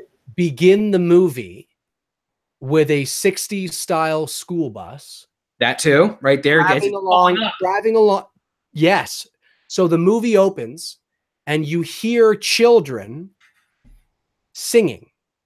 Right, because that was very popular, what kids would be doing back in the 60s. 100%. Yeah. And so you open with, but see, what's really cool about it is that you bring almost a modern vibe to it, because you could get a couple of nice drone shots. Exactly. So you have this 60s school bus traveling along this road, but you have a bird's eye view, which is not something you would see in a 60s film. I mean, not that you don't ever see it, but I mean, you know, as smooth as you would see it, as modern looking as you would see it here, which is kind of a nice, it's a nice contrast. It's almost like these things shouldn't mix, but God damn it, it's peanut butter and chocolate. Holy fuck.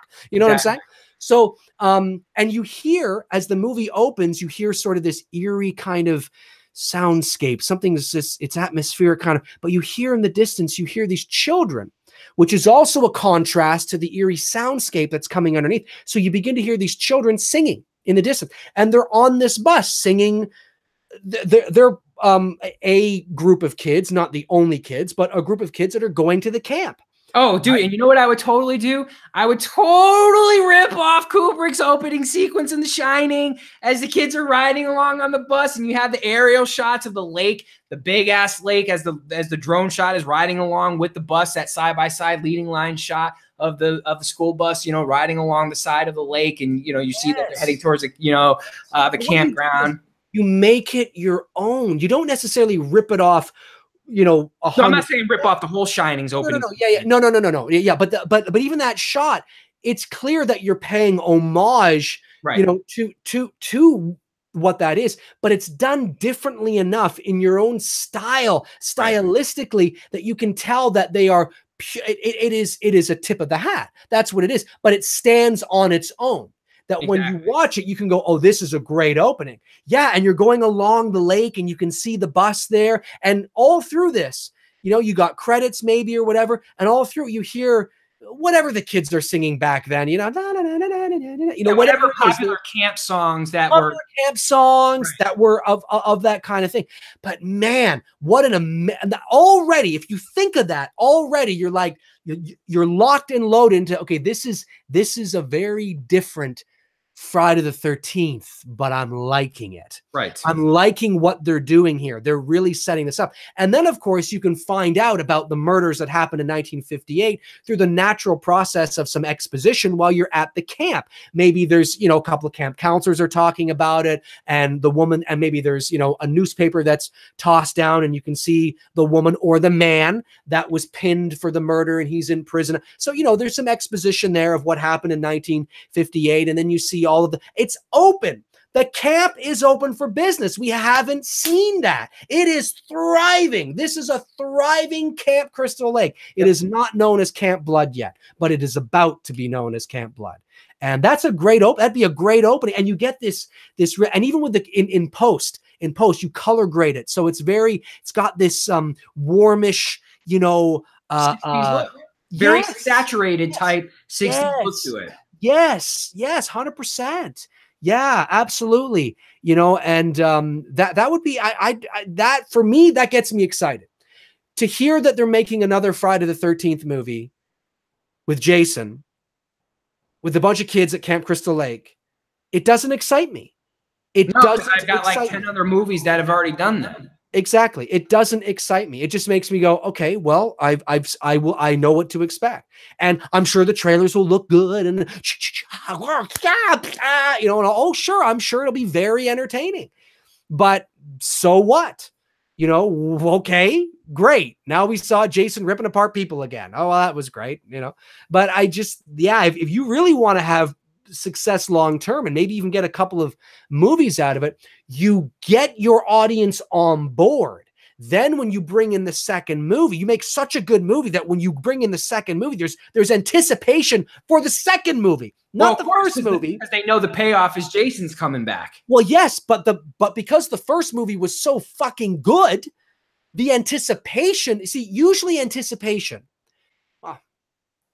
I say this with a grain of salt, not all the time, but usually when you're bringing back a property, the anticipation is usually for the first movie. Okay. And if that first movie is really good, that anticipation builds. I mean, the anticipation for The Last Jedi was great. Sure. Do you think the anticipation for Episode 9 is as nearly as high as it was for The Last Jedi? No, because they fucked it up. Right.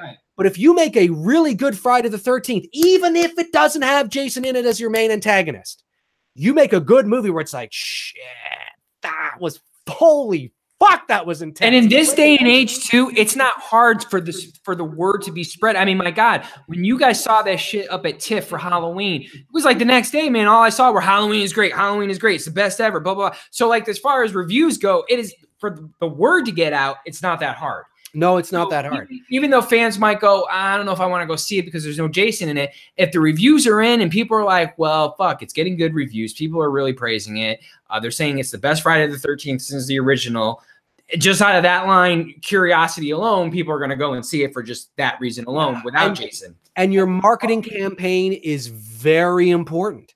You know, your marketing campaign, you market it like so when people watch that movie or watch the trailers, they watch the trailers and it's the kind of trailer that you watch and you forget that Jason's not in it. You watch it, and if you pretend you're not watching a Friday the 13th trailer, you watch it and you go, fuck, that looks like a good fucking movie. Sure. You know what I mean? Like at the end of the day, you watch the trailer and you're like, it doesn't, you know, and as a fan, you would think, okay, well, that doesn't mean the movie's going to be good. But you watch the trailer and you're like, that looks good. Fuck that it's a Friday the 13th movie. That just looks really good. Yeah, that's why fucking Lion King broke fucking all kinds of records, or almost. It almost broke the Avengers most viewed teaser trailer record, because everyone was just like, "Holy fuck, this looks really good." Because when I heard Favreau was doing a live action Lion King, I was like, because the Jungle Book, honestly, I'm not gonna lie, Jungle Book didn't fucking impress me even with the trailers. Beauty and the Beast didn't do it for me. Fucking, I like the Jungle Book. I thought it was good. The Beauty and the Beast, but the Jungle Book I really liked. But then when I saw, I mean, I don't dislike Jungle Book. It just, it was like, But when I saw fucking this shit for Lion King, I was like, motherfucker, this looks really fucking good. And so you're right. Right. And there's, my door's opening because my cat's coming in. Dave's my cat. The ghost in Dave's house. That's right. It's my cat. Hello. So my point is, I mean, not to get sidetracked by Lion King, but my point is you're right. When you put together a really good fucking trailer and you know how to hit people with the right nostalgia, shit, you're fine. Well, and that's what I was just going to say, is that one of the reasons why the Lion King's trailer has been so successful is because arguably there is more nostalgia and more people like the animated film The Lion King over The Jungle Book. The Jungle Book goes a ways back. Sure. Okay. The Lion King is more of the demographic of what people look. I mean, we were 15 when The Lion King came out. So we remember it very well. Oh, dude. I mean, it was the last animated movie I saw in theaters, because you remember back at that time, the movie was fucking ridiculously huge and popular. The music that was playing on the radio from Elton John, you had no choice to go, okay, well, I'm going to go see this movie and see what the fuck it's all about. And I will say, it's probably easily one of my top favorite animated movies of all time, next to like Peter Pan, the classic. It's a lot of people's favorite animated movie of all time. So there's the nostalgia riding on that. The animation looks just as good as the Jungle Book. They're using the same technology, but it's the Lion King, not the Jungle Book. Right. So when you look at that, it's like, oh my God, I remember I was going to do a video on this, but I'll mention it here because I don't know if I will, but because I don't know if it's video worthy in of itself, but it's worth a mention. The psychological marketing is fantastic. At the end of the Lion King trailer, you hear, it's James Earl Jones's voice say, "Remember." Right. Well, people often, the average moviegoer is going to think that, and it's a double-edged sword. They're going to think, oh, well, that's placed in there because it's him talking to the, Simba and, remember that. Well, yes, but it's directed at you. It's a psychological marketing ploy to get you to remember. It's the same thing that happened in the Force Awakens trailer. The Chewie we're home? Well, no, that trailer, not that one, but not that moment, but that trailer. When I was, before I began putting my face out there more on my channel about 1.5 years or so ago, I was uploading some content in regards to The Force Awakens in 2015. And I made this video, a reaction video talking about this, because people all over the internet were trying to figure out who Luke was talking to. When you hear him saying, those lines from Return of the Jedi, which you hear, I have it, my father has it, my sister has it, which is stuff that he, said. And then you hear him say, and you have that power too, and you have it, whatever the case is. And people were trying to figure out, well, who's he talking to? Is he talking to Rey? Is he talking to Leia? Is he talking to, and I said on a video, I said, he's talking to nobody. I said, he's talking to those lines will probably not even appear in the movie. And they didn't. It's Disney speaking to you.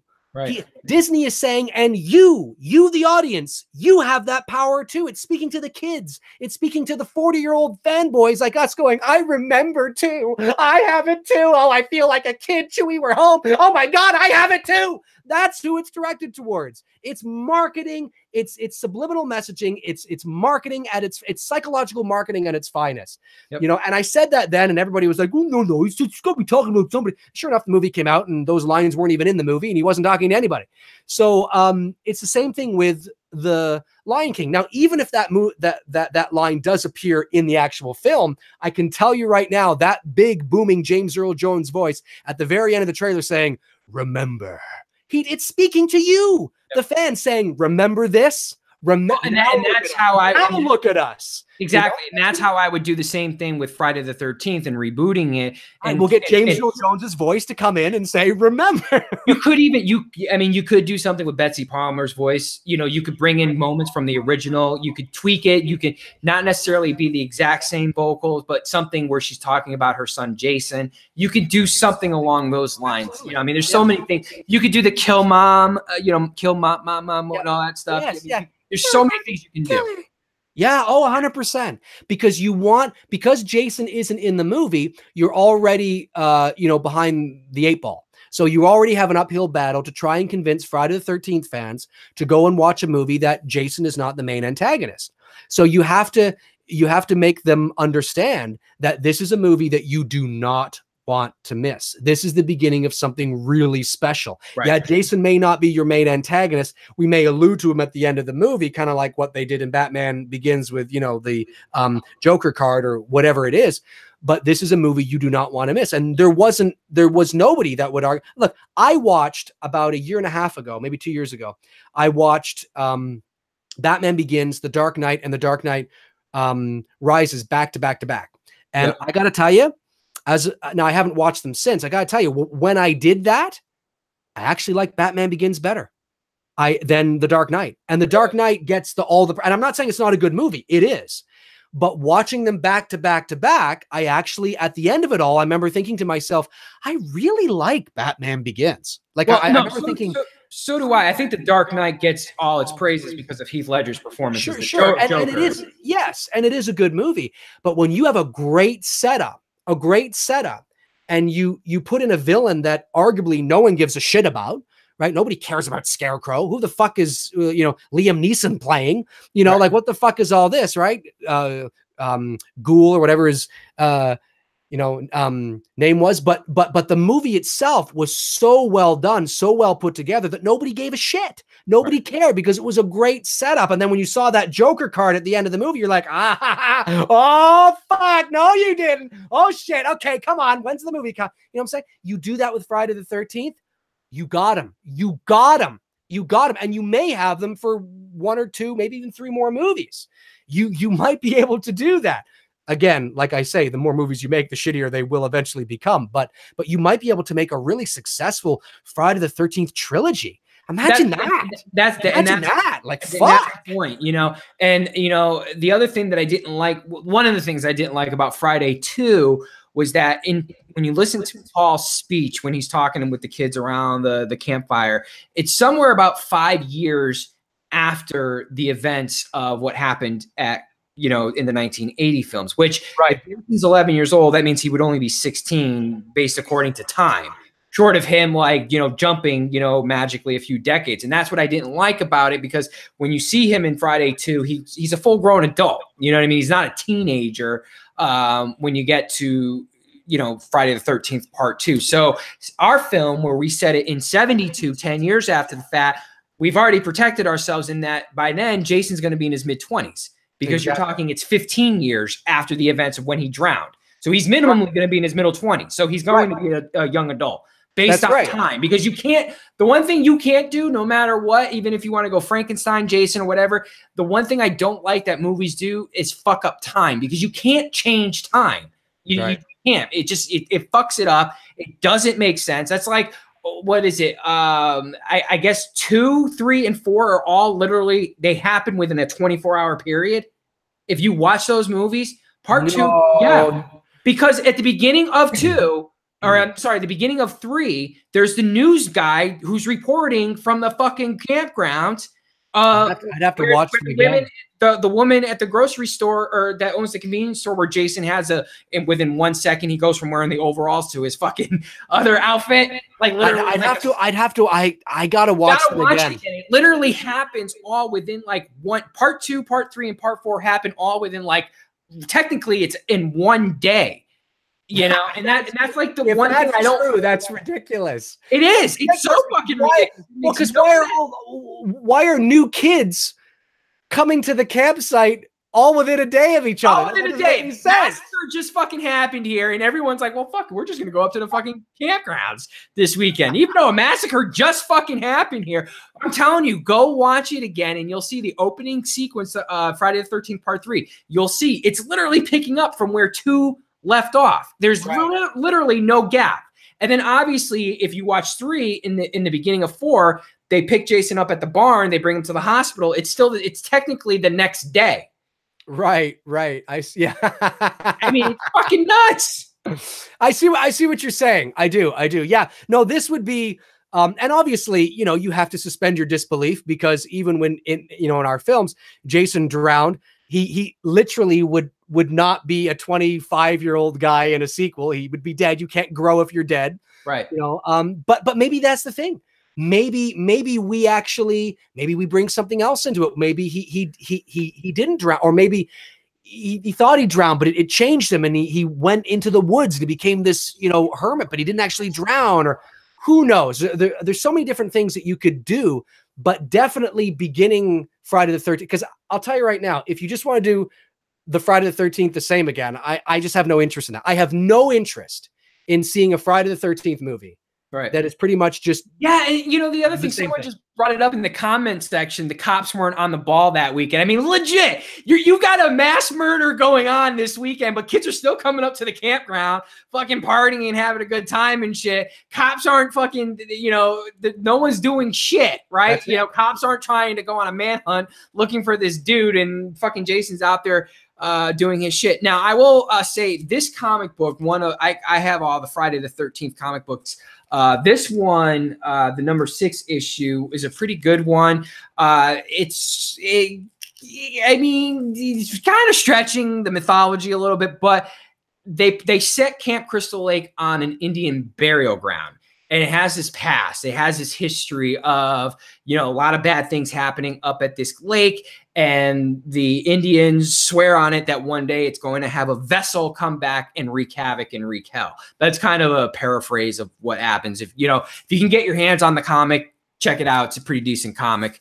So, I mean, you could go that route. I mean, I don't know. The Indian burial thing is done in the Amityville. It's like, and in Poltergeist as well, too. And I guess even The Shining is sort of, technically an Indian burial ground story. Do you go that route? Do you say Camp Crystal Lake is set on an Indian burial ground with all these bad things happen? Yeah. No, I don't think so, because I think it's an overused. I'm not say it's an overused cliche. But no, it is an overused cliche. It's a cliche. So I will. Do you want to take some questions? Yeah, let's. It's been 2 hours now, so I had a feeling this would be a longer night because it's been a week and a half since we last, or a week or two since we last did our stream. Because I was away. So yeah, let's wrap it up here and let's take some questions from the audience. So, folks, if you have any questions for Tony and I, you can place them now into the comment section. Having a Ricola. Tito Duran says, who's your favorite final girl? Mine's RJ McCready. That's I know who that is. Who's my favorite final girl? I don't know. I've never really thought much about it. I didn't even know final girl was a term until like a couple years ago. Oh, really? That was that was a big thing back in the day. I just never really paid attention. And I know Heather Langenkamp is trying to get politically correct with it and change that. She doesn't want the girls to be called final girls anymore, which I'm like, oh God, here we go with the politically. She's legit. I think she's going a little bit too sensitive on that. It's just like, come on. It's been called final girls since the 80s. What does she want? Final hero. Final hero. No, just hero. Take out final, take out girl. Just call them heroes. They're the heroes. Well, Heather, if you're watching, I think you need more constructive things to think about. Right.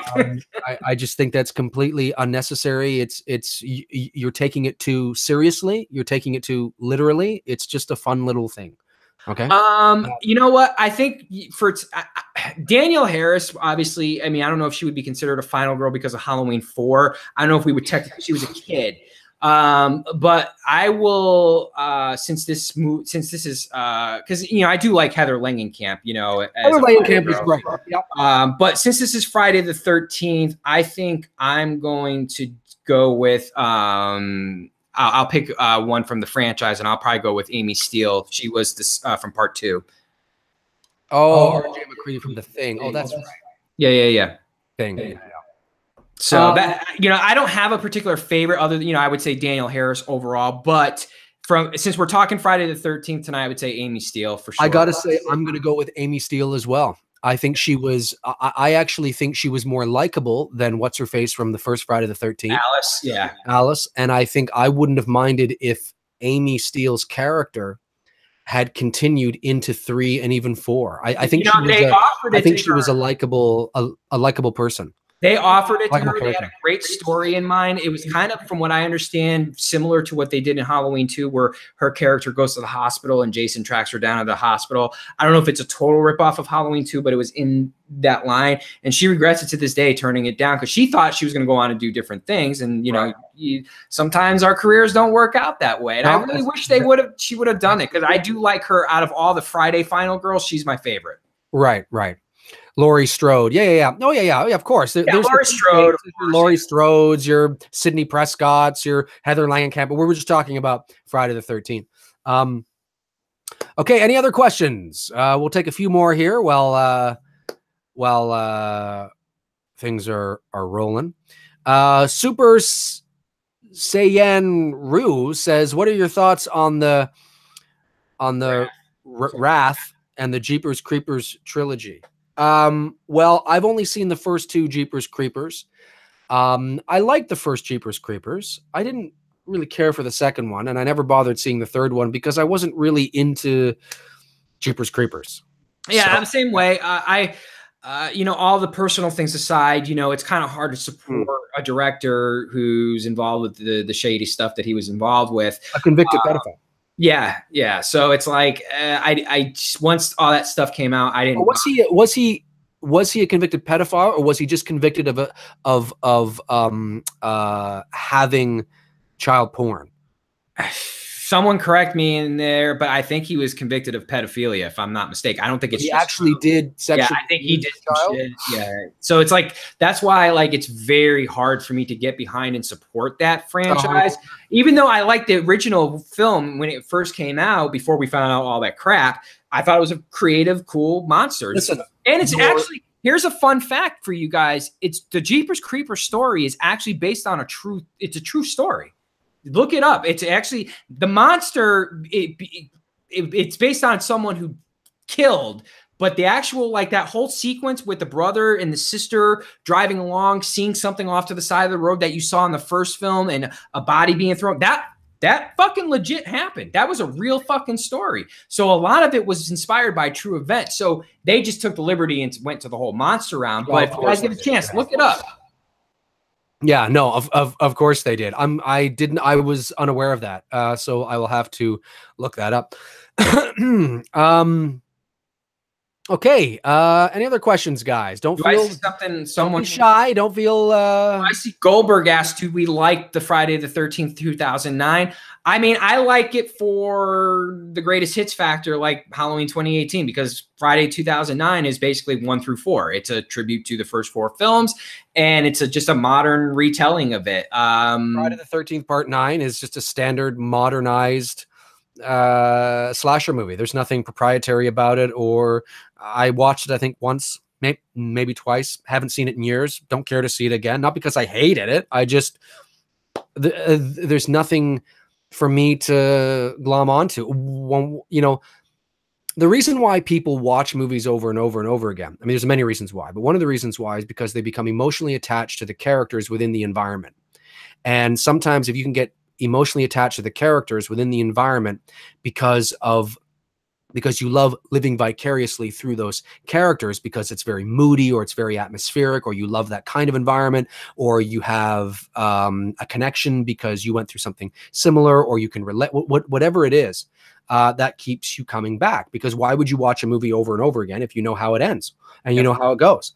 So there's different levels of emotional attachment, whether it's to the story or to the characters within the story or to the environment or all three or whatever the case is.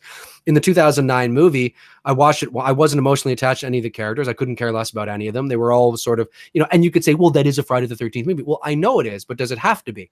Right. And that's what Tony and I are kind of saying, is that it doesn't have to be that way. And if that's all you're going to do in a Friday the 13th reboot, you've done that already. So, you know, that's why we're saying, hey, let's pull it back a bit and maybe go this direction.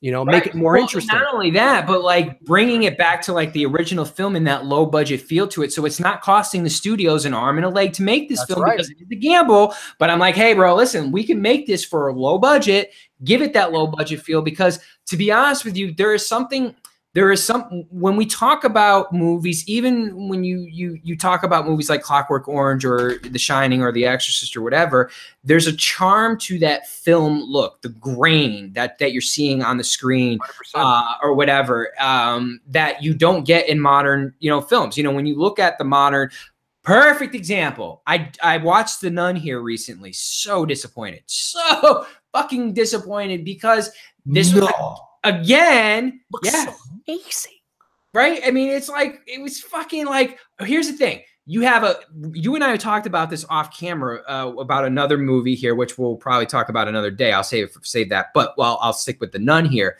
The Nun, great character given to the wrong fucking person to deliver, you know, as far as a product go. It was too polished. Okay. I felt like it was way off track from what you got from the first two Conjuring movies, and even with Annabelle, okay? I understand they were going for this whole dark, gothic, fucking Romanian fucking castle and all this shit like that. I wasn't fucking scared at all watching this movie. I was like, all right, well, this is just a fucking highly polished movie that you can pretty much predict all the fucking jump scares and when it's gonna fucking happen. And it was such a fucking disappointment. Now, James Wan, if you happen to stumble across this fucking video and you actually sit down and watch all 2 hours of this and you're listening to this segment right here, I have a great idea for The Nun too, okay? You basically pick it up from where you saw in the Conjuring film, and Ed and Lorraine Warren are giving the Exorcist to the dude who gets possessed. That's not a spoiler alert, because that's actually in the Conjuring, and it is something that is part of the storytelling of this universe. And get back to the simplifying storytelling. You don't need to go over the top. You don't need to have all these polished scenes and these sound effects to try to create a scary moment in a movie. This is why when we talk about movies, even if people want to argue and say, well, dude, The Exorcist or the Shining, you know, people laugh at it because it's outdated. Well, then why did films like Paranormal Activity do so well at the box office? And it was made for like fucking peanuts. And it fucking crushed it. And it was a simple storytelling with simple scare moments. You know? And you play on the mood and the atmosphere and that slow burn. Listen, I would be open for shooting a Friday the 13th movie on 16 millimeter, on Super 16. Like, seriously, like, you know, you could shoot it on 35 to give it that feel, but go shoot it on Super 16. Right. I mean, can you imagine a Friday the 13th movie shot on 16? Right. I mean, oh my God. So when you watch the movie, there's this texture. There's this texture to the night scenes as well. Yes. And there's texture to the day scenes. Do you know what I mean? It would be beautiful. You know, so that, yeah, there's many different things you could do to a Friday the 13th movie. And a lot of them we've discussed here in this video that could propel you to give you a real great chance of success. I mean, a genuine chance, not just financially, but critically. Sure. You know, okay, let's see here. I like this question. Any woman in mind, you guys, do you see that? Yeah. Grave Warmer. Any woman in mind who you guys would like to see play Pamela in the new 13th movie? Well, I assume you're talking about hypothetically in our Friday the 13th movie, because there's been obviously there's still legal issues. Nothing, like, don't get this video twisted. There's nothing official. Just shooting the shit and coming up with our own idea if we were to be presented to do a Friday film. That's right. There's nothing official has been announced. So, but who would I get to play Pamela Voorhees? You know, you got to remember now, you're not going to get an A actor because it's Friday the 13th. No, and I wouldn't want to. So you have to remember that you don't go old, because this is a movie about Pamela Voorhees in her late 20s, early 30s. So I don't want to go somebody I don't want to go unknown actor. And I say this a lot. Don't misinterpret as known actor. I don't want to go for a known actor as, so you're just going to go for a poor actor. No, there are, look, when you are a known actor, you're known to the pop culture consciousness for a variety of reasons. There's a lot of shitty actors that are very well known, and there's a lot of great actors that you've never heard of. So they're not mutually exclusive to each other. When I say not a well-known actor, I want somebody who's obviously very good, but not known to the general pop culture consciousness, so they don't become a distraction. So therefore, it's not, that doesn't mean that you don't bring in an actor who can give the movie some gravitas and some credibility, like what they did with Donald Pleasance in Halloween. That doesn't mean that maybe there's a role in the movie that you give to like a Kurt Russell, you know, who has a small role in the movie playing the head of the campsite or something to that effect. And he's not in it a lot, but he's there. And you're like, oh, but because he gives some credibility to the film, or not necessarily Kurt Russell. I'm just trying to think of somebody that's not ridiculously huge, like a De Niro, you know, or something like that, but somebody that gives a bit of that, you know, a bit of that weight to it. But in terms of Pamela Voorhees, it's somebody you've never heard of, or maybe she's been in a couple of things. I think the key thing, you don't really know her, but she's a very good actress, very, very good, very believable. Yeah, I was going to say the key thing for me that I would look for in casting my Pamela Voorhees for this film, I would be looking for similar qualities of like what you got with Malcolm McDowell in A Clockwork Orange and Jack in The Shining, and it's the eyes. What I'm looking for as a director, I'm looking for, can you sell me you've lost your shit, you're fucking crazy, and you're also a woman that you don't want to fuck with because you're going to do some serious damage. That's what I'm looking for. I don't care about the lines. I want to see it right here. Right. And here. Yes. And she doesn't necessarily have to be symmetrically, attractive. So what I mean is that a very stereotypical, oh, she's gorgeous. Not at all. I don't mean you deliberately cast not attractive, but that's not the first and foremost thing that I would be looking for. I would be okay if it was somebody that is, you know, attractive. I mean, they're not unattractive, but not necessarily somebody who is stereotypically stunning. Do you know what I mean? Just somebody who is average looking. That doesn't mean they're not good looking, but just somebody because the reason too is you have to remember, in our idea, you don't know the first time you're watching the movie. Obviously, if you see it again and again and again, you know who it is. But the very first time you're watching this movie, you're not sure who Pamela Voorhees is. So her blending as much into the background as possible would be nice. But again, not unattractive, but not necessarily overdone. Yeah. What else? Yeah. But good question though. Very good question. I like that. Let's see here. We'll go for a few more minutes here. 153 people watching. Loggerhead says, what do you think of Tommy Jarvis? Basically is what you're saying. What, in a general sense, I like the Tommy Jarvis character. But here's where I like it. Let's just say, for argument's sake, the studio sees our idea and they're like, sorry guys, we're not going to do it. No Jason, no nothing. Okay, well, we've got plan B. How about we pick up from where part 6 ended, and focus it back on the Tommy Jarvis character, start from that point. And to be honest with you, at this point, I would set it in the future and I would have Corey Feldman back to play Tommy Jarvis. Because of all the Tommy Jarvis, he's the one that is iconically known in the franchise. And I think fans, for the nostalgia factor, would like to see that. So that would be the way I would pitch it. And I would, because I don't have any problems with the character. The problem is that, again, in Friday the 13th timeline, you have no idea where these films are set, but all of a sudden it's Friday 4, then Friday 5 is set like fucking, I guess, 10 years into the future, because Tommy's like barely a teenager in part 4, and then he's 16, 17 in part 5, give or take a few years, and then he's in maybe he's late teens, early 20s in part 6. Even though the movies are only a few years apart from each other. So that's what I'm saying as far as the timeline goes, which at the time, Corey Feldman, he was a kid. He was barely a teenager when 5 and 6 were being made. So I wouldn't mind revisiting Corey Feldman and bringing him back into maybe, you know, book ending his character somehow. Yeah. No, definitely. If you were going to pick up from part 6, that's definitely where you would want to go. Is you would want to include the Tommy Jarvis character. I mean, that just makes logical sense. To make a direct sequel to Jason Lives and not have Tommy Jarvis in it, whether it be the actor who played him in part 6 or Corey Feldman, I think would feel strange. Absolutely. But you know what? And you know, as we were talking here, when someone asked us who our favorite final girl was, I also wouldn't mind, you know, now that we're talking about it, I wouldn't mind seeing a follow-up sequel to Amy Steele's Friday the 13th Part 2.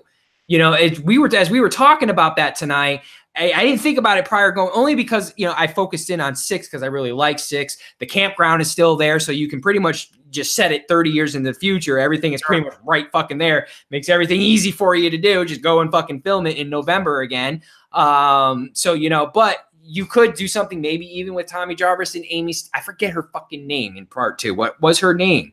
I know Paul was fucking her boyfriend's name, but I can't remember her damn name, her character's name.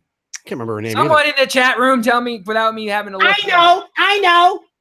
Somebody will say it. They're Someone's Googling got it it. right now.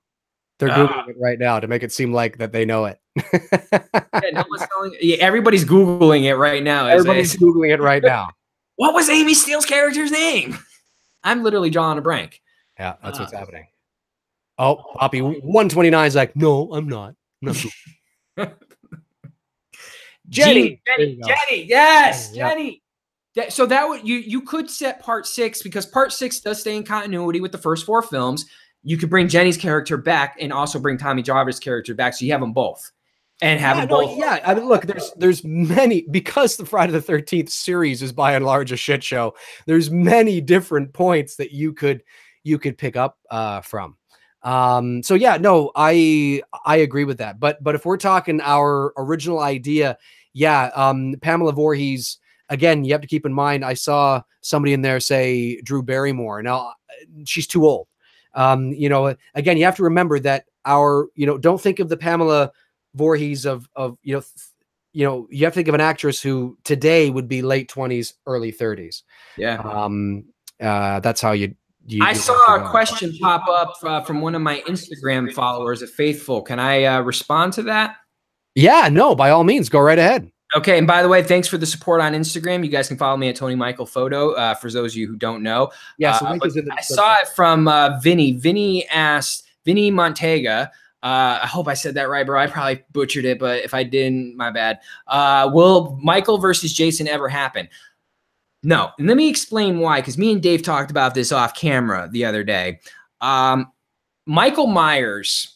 The Michael Myers we all revere, the one that we all, you know, love and adore and respect, is the Nick Castle Michael Myers of 1978, who is supposed to be this somewhat supernatural, methodical figure, the shape.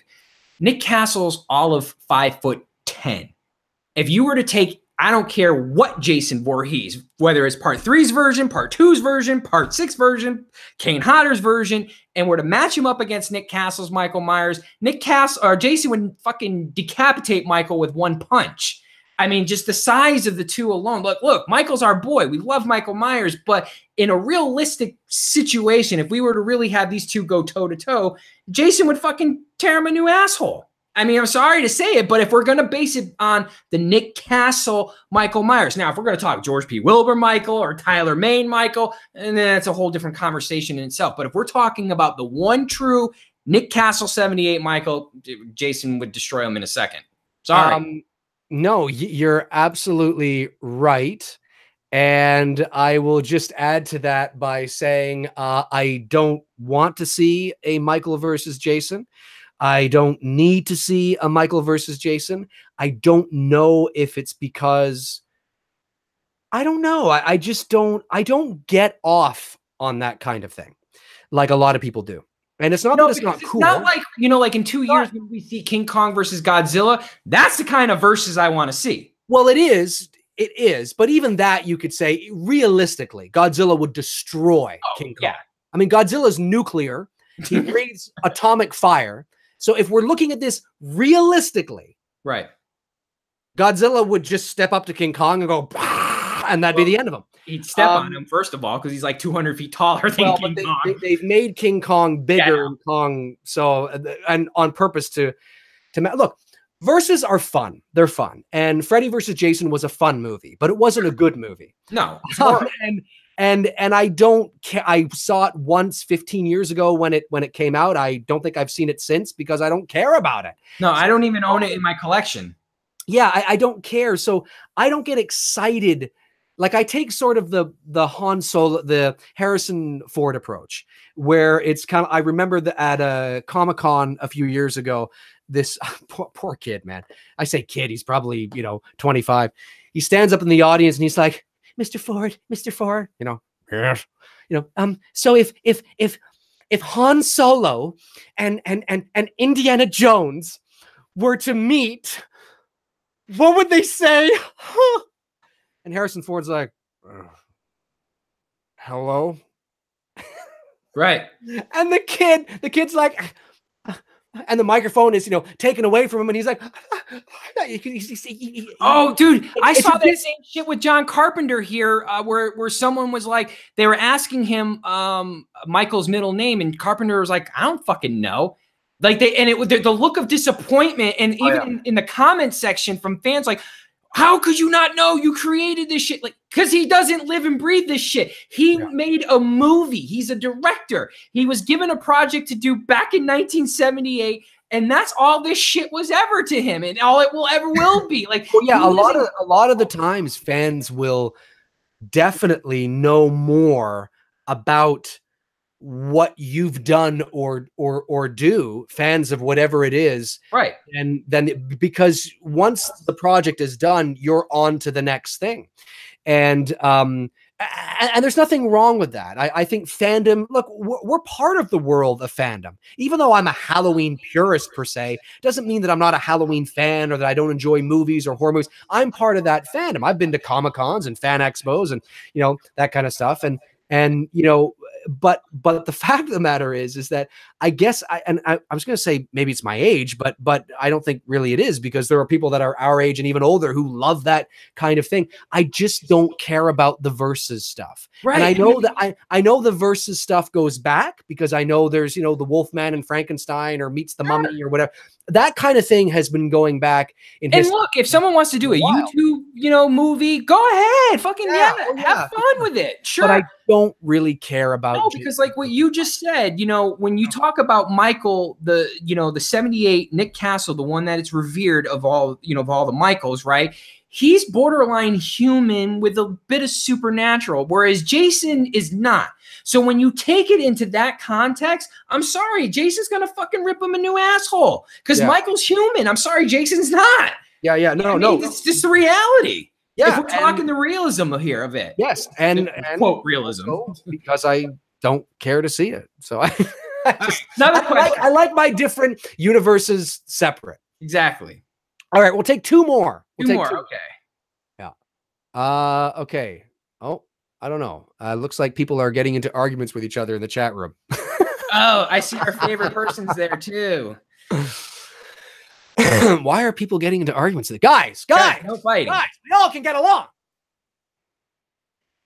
Yeah. You know what? I'm seeing I'm kind of catching up on the debate here. Look, me and Dave, my opinion of the 2018 Halloween film is I've said this since day one. It's like a greatest hits. I like it for that factor. I like that even though we were misled that this was supposed to be a direct sequel to the original film, fuck you, it wasn't. It was a tribute to 40 years celebrating the entire franchise with a lot of callbacks that were winks and nods, and it was great. It was great to go see Halloween in the theaters this past October. I don't rank it high up on my list of favorites in the franchise, but that doesn't necessarily mean I hate the film either. I would say it's in the top 5. You know, if I were to rank my favorites right now, it would be Halloween 4. I'm not going to get into that. Go watch all the other videos on why that's my favorite. Halloween 2, Season of the Witch, and then Halloween 2018. So it's in my top 5 favorites of Halloween's. I don't feel that this was a direct sequel. So don't misconstrue what Dave and I are saying is that we're trashing on this new film. No, we're not. We've never trashed on it. But if you're going to try to debate me and say, no, this was a sequel, man, this is a sequel to the original film, I'm like, fuck you. It's not a sequel to the original film. Yeah, I mean, you know, it is. I get what you're saying. I mean, it is a sequel to the original film, but it focuses very much on trying to pay homage to a lot of the sequels that came before it, which was completely unnecessary. I just think they were trying to have their cake and eat it too. That like you said, in a lot of respects, it does play out like a greatest hits, and the whole Halloween. Again, guys, I like Halloween 2018, but I didn't love Halloween 2018, and I should have loved it. There was a lot of potential that if they made adjustments, and it could have been a better movie. If they had just said, fuck it, listen, we're not making it a sequel to Halloween 2, 3, 4, 5, 6, 7, 8, or any of the Rob Zombie movies. We're making a sequel to Halloween 1 only, and there will be no mentions of any of the other sequels. Right. Then that would have allowed them to focus on their own, you know, more. And it's not that there wasn't any originality in it. There was. Again, this is generally speaking, but it would have allowed them to focus more on creating their own things rather than tipping their hat. Here's a perfect example of what I think happened here. Okay, you take that scene, even though it's a wink and a nod to Annie when the kid gets killed. That scene is so intense that I was like, fuck, this is really cool. You know, sometimes studio heads and producers get involved with films, and you hear this with almost every behind-the-scenes documentary, which is why the sequels in these franchises end up becoming shit shows, because you get too many fucking cooks in the kitchen and it ends up fucking everything up. I really wonder how much of this was David Gordon Green's film, and also how much of it was a safety net to say, we want to go here, but we're afraid to. So let's, when Michael gets his mask, let's do a hybrid of Halloween H2O, Halloween 4, Rob Zombie's Halloween, so people know what we're talking about. Oh, and we're going to put Resurrection on the van as well, too, and all this stuff like that. Like, I felt like they were going one way, but maybe we're like, fuck, maybe we shouldn't do this. And they got scared. So they went to the greatest hits thing. And like, it's like, was their safety net. Sometimes, man, I really wish that let the directors, let the creators do their shit. Fucking producers, worry about marketing the fucking movie and stay away from the fucking production. Because when you get too many cooks in the fucking kitchen, this is when shit turns into shit shows. Well, yeah, and you know, again, I mentioned this on a broadcast before, but you know, it's John Carpenter was asked point blank on the back lot of Universal Studios, excuse me. So why did you get rid of all of the sequels? And he said, point blank, he said, have you seen them? Now, what does he mean by that? Well, have you seen them? What does that mean? That means, have you seen those fucking shitty movies? Right. But we're going to tip our hat to them? It's so stupid. All that was it's this stupid, you know, well, we don't want to upset anybody. Well, that's the risk you take. You own it. You say we're not acknowledging it. This is where we're picking up from. That's what we're going to do. And you do it. And you let the chips fall where they may. You don't spend half the movie tipping your hat to see, because listen, that scene with Michael obtaining his mask and the garage scene, the bathroom scene, and right, yeah. I'm not saying that wasn't cool. I'm not saying it didn't have its moments. I'm not saying that there weren't some neat things, but that scene did not have to happen at a garage. It didn't have to happen in a bathroom stall. It didn't have to happen during the day. So if you think about that, you go, wow. So if we remove this and make it a seedy motel, and then we make it at night, and then we bring in a what rainstorm. About at the motel where they're doing their research and they're listening to talking about, yeah. Right? And you bring in a thunderstorm, or you bring in some lightning, and then you can illuminate Michael in the background. You know, there's so many things they could have done that was original, but they spent a lot of time tipping their hat, you know, and anyways, honestly, we could go on, but but I think they were scared. Well, sure, because they were playing up the nostalgia. They were walking, and it's not that they didn't do a good job with what they did, but they were walking this fine line that I felt that if they had just said, fuck it, who cares about 4 and 5 and 6 and 2 and 3, and then they would have been able to focus more on creating more original stuff. But that's me. But again, it's fine. It's fine. Halloween 2018 is fine, but I'm not losing my mind over it. I don't think it's the best movie of the year. I don't think it's the best horror movie of the year. And I don't think it's the best Halloween movie they've ever made. But it's fine. It's fine. Can we each take one question, one last question? Yeah, we'll take one last. Okay, yeah, let's do that. Okay, so I have, actually, you start. Mine is from Instagram, and it's from Artistically Crying. I hope I said that right. This is a photography question. He wants to know, how should I get into photography? Been wanting to get into photography. What would you recommend? Thank you for the question. Honestly, I've been saying this for decades. My all-time favorite film is A Clockwork Orange. And if you really want to train your eye to be a photographer, to see in the world of photography, to understand leading lines, to understand rule of thirds and how to properly frame a shot, how to utilize negative space in lower thirds, and just watch that movie on repeat. Watch it on silent as well too, and train your eyes to see the way Stanley Kubrick was framing shots. Because for those who don't know, Stanley Kubrick was a photographer before he became a filmmaker. One of my favorite photographers. He was. That's very true.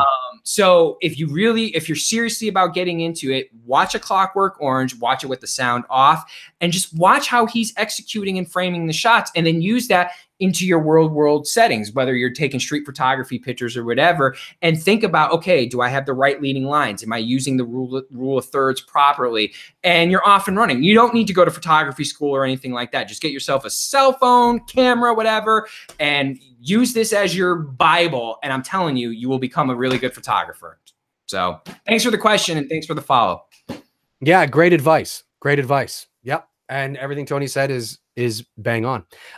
Okay, this will be the last question of the night, of the show.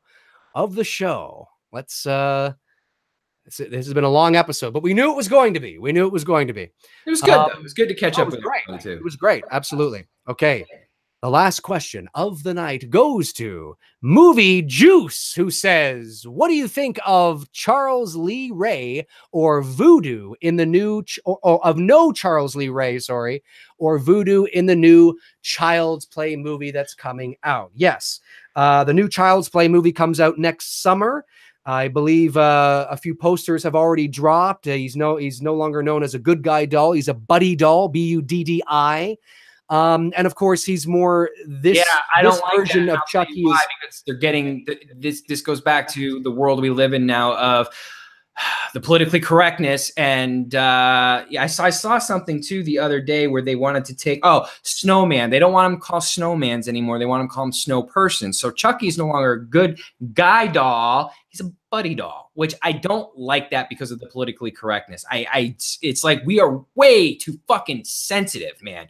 And I'm sorry, but it's well, it was called the good guy doll because it was a doll that was marketed towards boys. That's what it was. You're not going to call it a good girl doll. So what do I think of? Well, I'm a huge fan of the original Child's Play from 1988. I thought that movie was great, and I thought that Chucky was genuinely frightening. Yeah, he cracked a few one-liners. Really good, very creative. Was very good. I thought 2 was okay. I saw 3 and I didn't really care for it, and I haven't seen any of the others. So I wouldn't say that I am a diehard Child's Play fan. When I found out, of course, that they are moving in a new direction, at least MGM is, and they're making this new version of Child's Play, I thought, well, I mean, I get it from a business perspective. You want to appeal to a younger demographic. You want to appeal to a younger generation. You have to make the doll no longer really possessed by anything supernatural. It's really about technology, and he's got some serious AI in him, perhaps, that might be, that loses it and shit like that. That side of it, I will say, is kind of creepy, because I do think we're heading in real world with AI that one day some machine out there is going to fucking lose its cool and start taking out humans. It is, but I don't know if Chucky's the vehicle for that. True. Because I think it's such a because the focus of something like that is there's a much bigger message when you talk about AI and artificial intelligence and where we're going, the bigger picture sort of on a geopolitical scale and where the world is going and what it means, when man creates a machine that suddenly becomes smarter, but that's like a whole like science fiction kind of Kubrick sort of movie, or even what didn't Kubrick want to do AI initially, and then he passed it off to Spielberg. But even that movie too, like that was a much bigger picture sort of thing.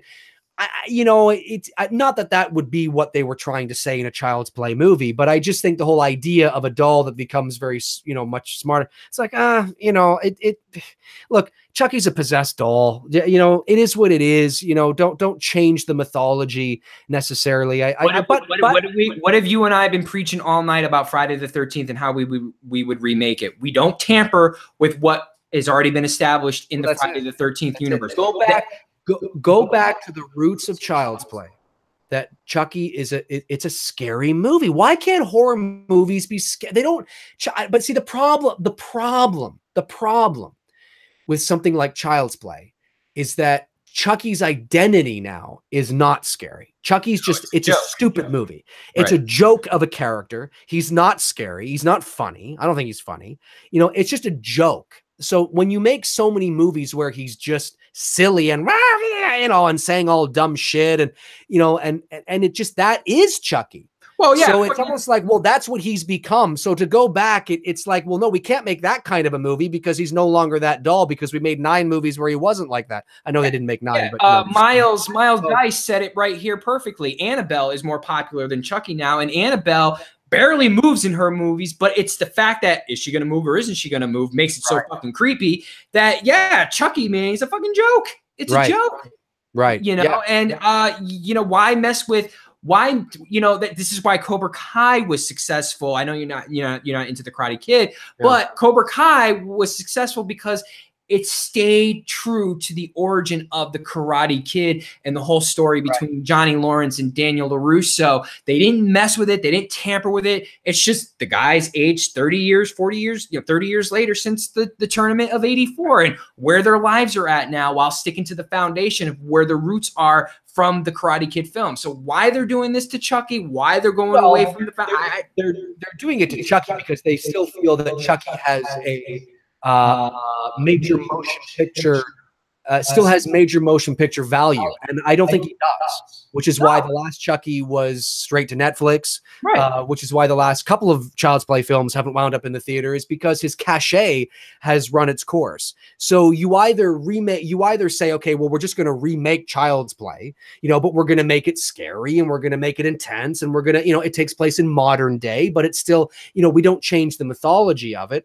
Okay, they don't want to do that because, well, they've already done it, and it's just so they want to appeal to a demographic of today, or they do what the other guys are trying to do with Child's Play, was trying to move it to TV, to Netflix, or to something like that, because Child's Play's lost its would it be successful in a Netflix kind of thing? I don't think so. I think you'd get a season out of it and it would run its course and that would be it, like Scream. I mean, I really don't think it's done, man. Child's Play's done. Child's Play was a possessed doll. It ran its course.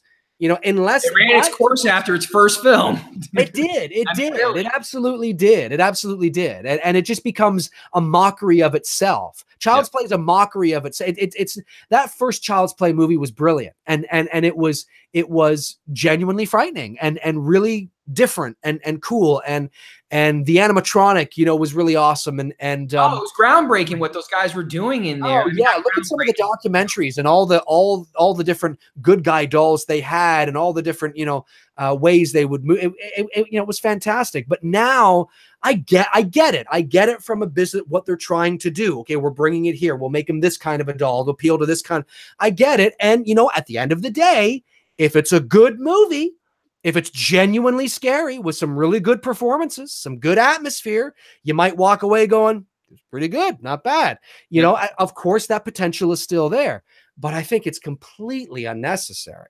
You know, I think just Child's Play as a whole has all these franchises of Halloween's run its course, Friday the 13th's run its course, right? You know what I mean? They've all ran its course. Although, actually, let me ask you this. My last question to you. Do you really, I know you've talked in other videos about Halloween having a shelf life, and I agree with you, but if we look at it from, if we look at it from the Friday the 13th, picking up from Friday 6th, where Friday 6th left off, Monsters, Frankenstein, Jason, does that really have a shelf life? Because really, I mean, it doesn't have a shelf life, because if you're just going to recycle it and just do the same bullshit over and over again, yeah, you can just go on telling the same bullshit stories that you saw in 2009 and just recycle that, you know, as many times as you want. Versus Halloween, yes, I think Halloween does have a shelf life, but Friday, if you stick to the traditional bullshit formula, I think that you can just keep telling the same shit over and over again. You're absolutely right. You absolutely can. And that's why, but the problem, you still run into the same problems, because nobody wants to make the same movie over again. So what ends up happening, even with Jason, is the sensational comes in, and you get Going to Manhattan, you get Jason Goes to Hell, you get Jason in Space. They had to do that because they ran out of ideas. So you can keep Jason going. Yes, the character of Jason, and nobody's going to blink an eye at he's still around, because the character of Jason is like a Frankenstein, or, you know, a Wolfman or a Mummy, and you can keep them going. But that doesn't mean the movies are going to be good. And that doesn't mean that doesn't mean people are going to go see them. And that doesn't mean they're going to make money at the box office, because eventually it's like, what are we watching here? I'm watching somebody eating a body part and becoming Jason. And it's just like, what is this? I watched, you know, when you mentioned that with Friday Part 9, I watched the director because I watched the Crystal Lake Memories is the documentary. Yep. And when they get to that part in the documentary, you know, all it was just, it's basically he wanted to tell fart jokes and laugh, you know, and like, oh, okay, can I make this, you know, funny scene? Like, that's it. Like, how did you get the reins to do this? Like, sometimes I don't understand studio heads, and I'm like, that's what I'm talking about. Why did you think this was a good idea? Yeah, like, telling fart jokes in a front. I mean, he's not telling fart jokes, but like he's basically turning Jason into a joke. We're gonna have him his spirit jump from body to body, and like, are you fucking kidding me? Well, you really think this is a good idea? That's my whole point, you know. And then they're gonna look at us like our idea is bad. Okay. No. Exactly, and that's why. Yes, like, you know, when we were talking about the Friday the 13th reboot that we would love to do or see. It has artistic integrity to it. Right. Okay. And it has that, well, this is the beginning. This is the middle. This is the end. We're telling a story, and stories have beginning, middle, and end. They don't go on indefinitely into the ether, because eventually you're going to run out of ideas and things become bullshit. So even if your character in theory could live on and on and on, that doesn't mean that you're not going to still run into the same problem. You know what I mean? So, but I agree with what you're saying for sure. Right. Well, I guess that's going to do it for us here. Woo! We've gone almost 3 hours. It's been an intense episode, very intense episode here on this November the 26th, 2018. I want to appreciate everybody, or I want to say thank you to everybody. I appreciate everybody tuning in. I think at our peak, we were close to 170 people watching at one time. So that's always good. This will be, once this live stream is done, it will go into the processing and, of course, uploaded right to my channel. So next week, hopefully we'll go back to the regular time of Sunday at 7. Sunday, and I'll let you guys know throughout the week at some point what that topic is going to be. So yeah, Tony, your link is in the description to your Instagram page, and all my links are down there as well. So if you want to follow Tony and I on social media, whether it's Instagram, Twitter, Facebook, YouTube, well, I guess that's right here. The links are in the description. So until next time, appreciate everybody tuning in. Hope you guys had some good constructive discussions amongst yourselves. I think there was a bit of a heated debate going on. People were but hopefully you guys are able to work it out and slap each other on the ass and have a few beers. So all right, guys, have a good night. Have a good night, guys. We'll talk to you next week. All righty. Cheers.